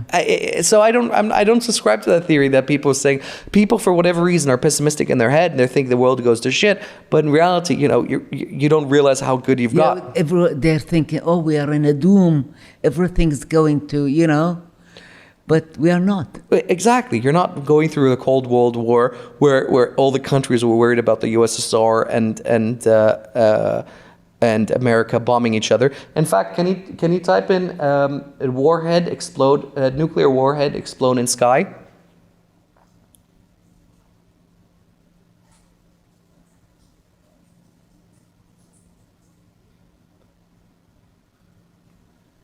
In space, huh? Why the U.S. once set off a What nuclear if bomb happened? here down there? Once the U.S. Set off a nuclear bomb in space. So they're gonna, So this was a show of force. This is how close we came to nuclear war. This was a show of force to the U.S. to Russia, and they shot off a nuclear bomb. Originally, they wanted to bomb the moon. They wanted to send the nuclear missiles and blow on the moon. They decided against it, and they just blew it on top of the atmosphere. The nuclear bomb was so powerful that in total darkness, middle of the night, it became as light as if it was daytime. The atmosphere? In the atmosphere. You should go back, Dan. There's a picture of it, no? Or up. That's how it looked like. So that's how close we were to global nuclear war. That's in 1962. Yeah.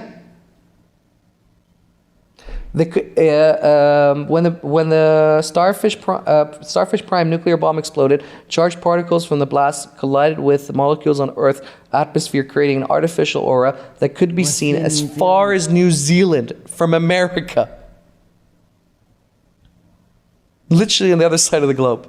That's how close we came to nuclear war. Yet here we are. We're living the best of the best. Yeah. Makes you realize things, doesn't it? Yeah, exactly.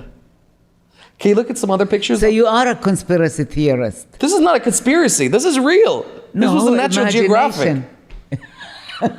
No, what I'm saying is that the build-up from this makes you think of so many theories.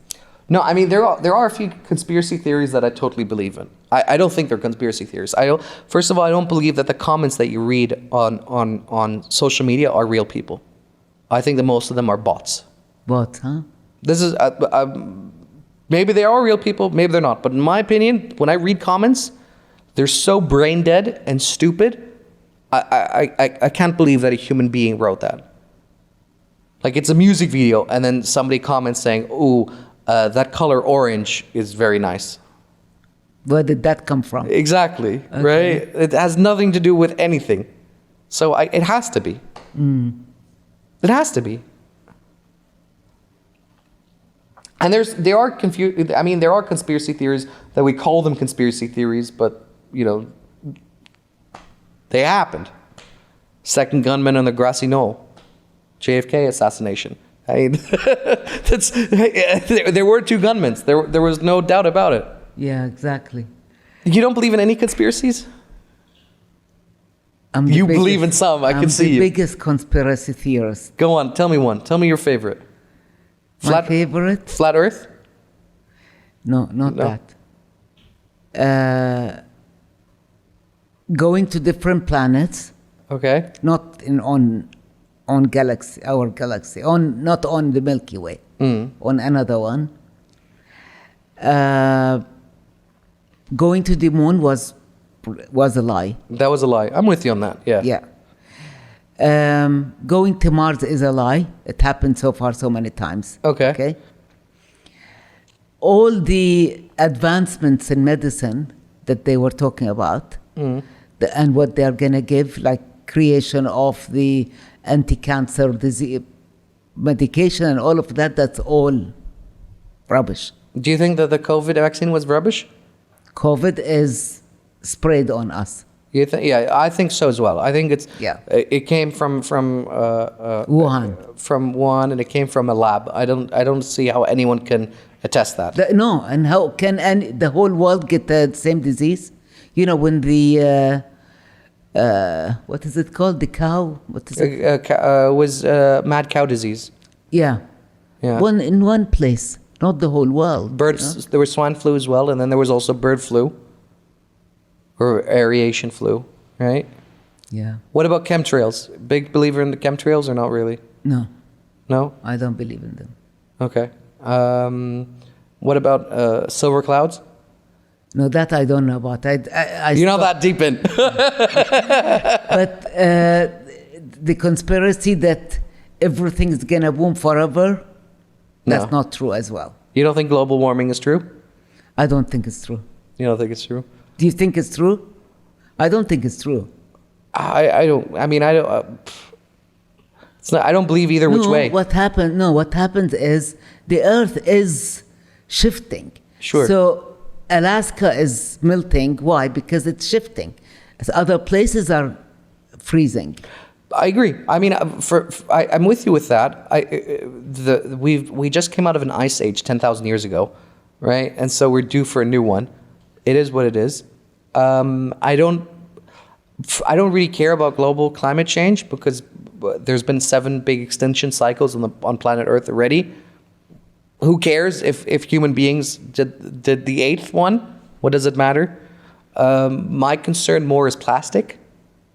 Oh my God, that's the most horrible thing we created. That's the scary part to me, that on average, a human being eats a credit card worth of plastic every week. That's crazy to me. It's crazy to me that fish, like deep sea fish, like swordfish, have so much mercury in them that it's dangerous to eat swordfish now. Mm. That to me is crazy. That we have to now can't. What about all the coral reef that we killed by reclaiming? That salmon now farmed is healthier than catching it in a river. Catching it. That kind of stuff to me is really sad and crazy. Yeah, you know? Exactly. And or that there's. Can you type in plastic island, Dan? And people are actually still using plastic UAE banned one-use plastic bags.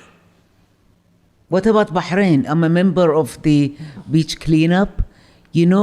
Just me and the kids gather more than 6 bags. That's just 3 people. I agree. Of plastics thrown. And look, that toilet cover. Why did it go there? It's so sad. The island of plastic now is so big that's the size of Texas. The size of a state. 300 miles. Imagine. 300 miles. It's literally the size of Texas. Yeah.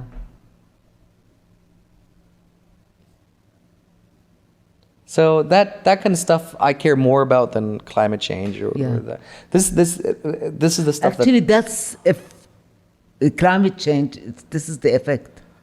That's what's affecting the climate. I think this kind of stuff is really, really sad, and it needs to be cleaned up. But how? Who's going to pay for it? If we can find a way to make it profitable, done. But it's going to be difficult. Currently, most of the attempts to do something about plastics are all individuals. Nothing government. Nothing that the governments are doing. Well, it's because of companies are legislating, or rather saying they're persuading governments to put it on consumer end, right? Like the litter bug. Starbucks, Coca-Cola, all these firms should create products that are environmentally friendly instead of putting it on the consumer and saying, "Hey, you know what? Should be the producer. You need to recycle." No, you should produce a product that doesn't affect these issues. You know? Yeah. Sad. Been good. Thank you. No, my pleasure. And I wish we could finish it on a happier topic, but I think it needs to be said. If you're using plastics and whatever else, try to recycle. Try to be good about it. Yeah. And even the paper itself. Absolutely. We have to use paper that can be also recycled. Absolutely.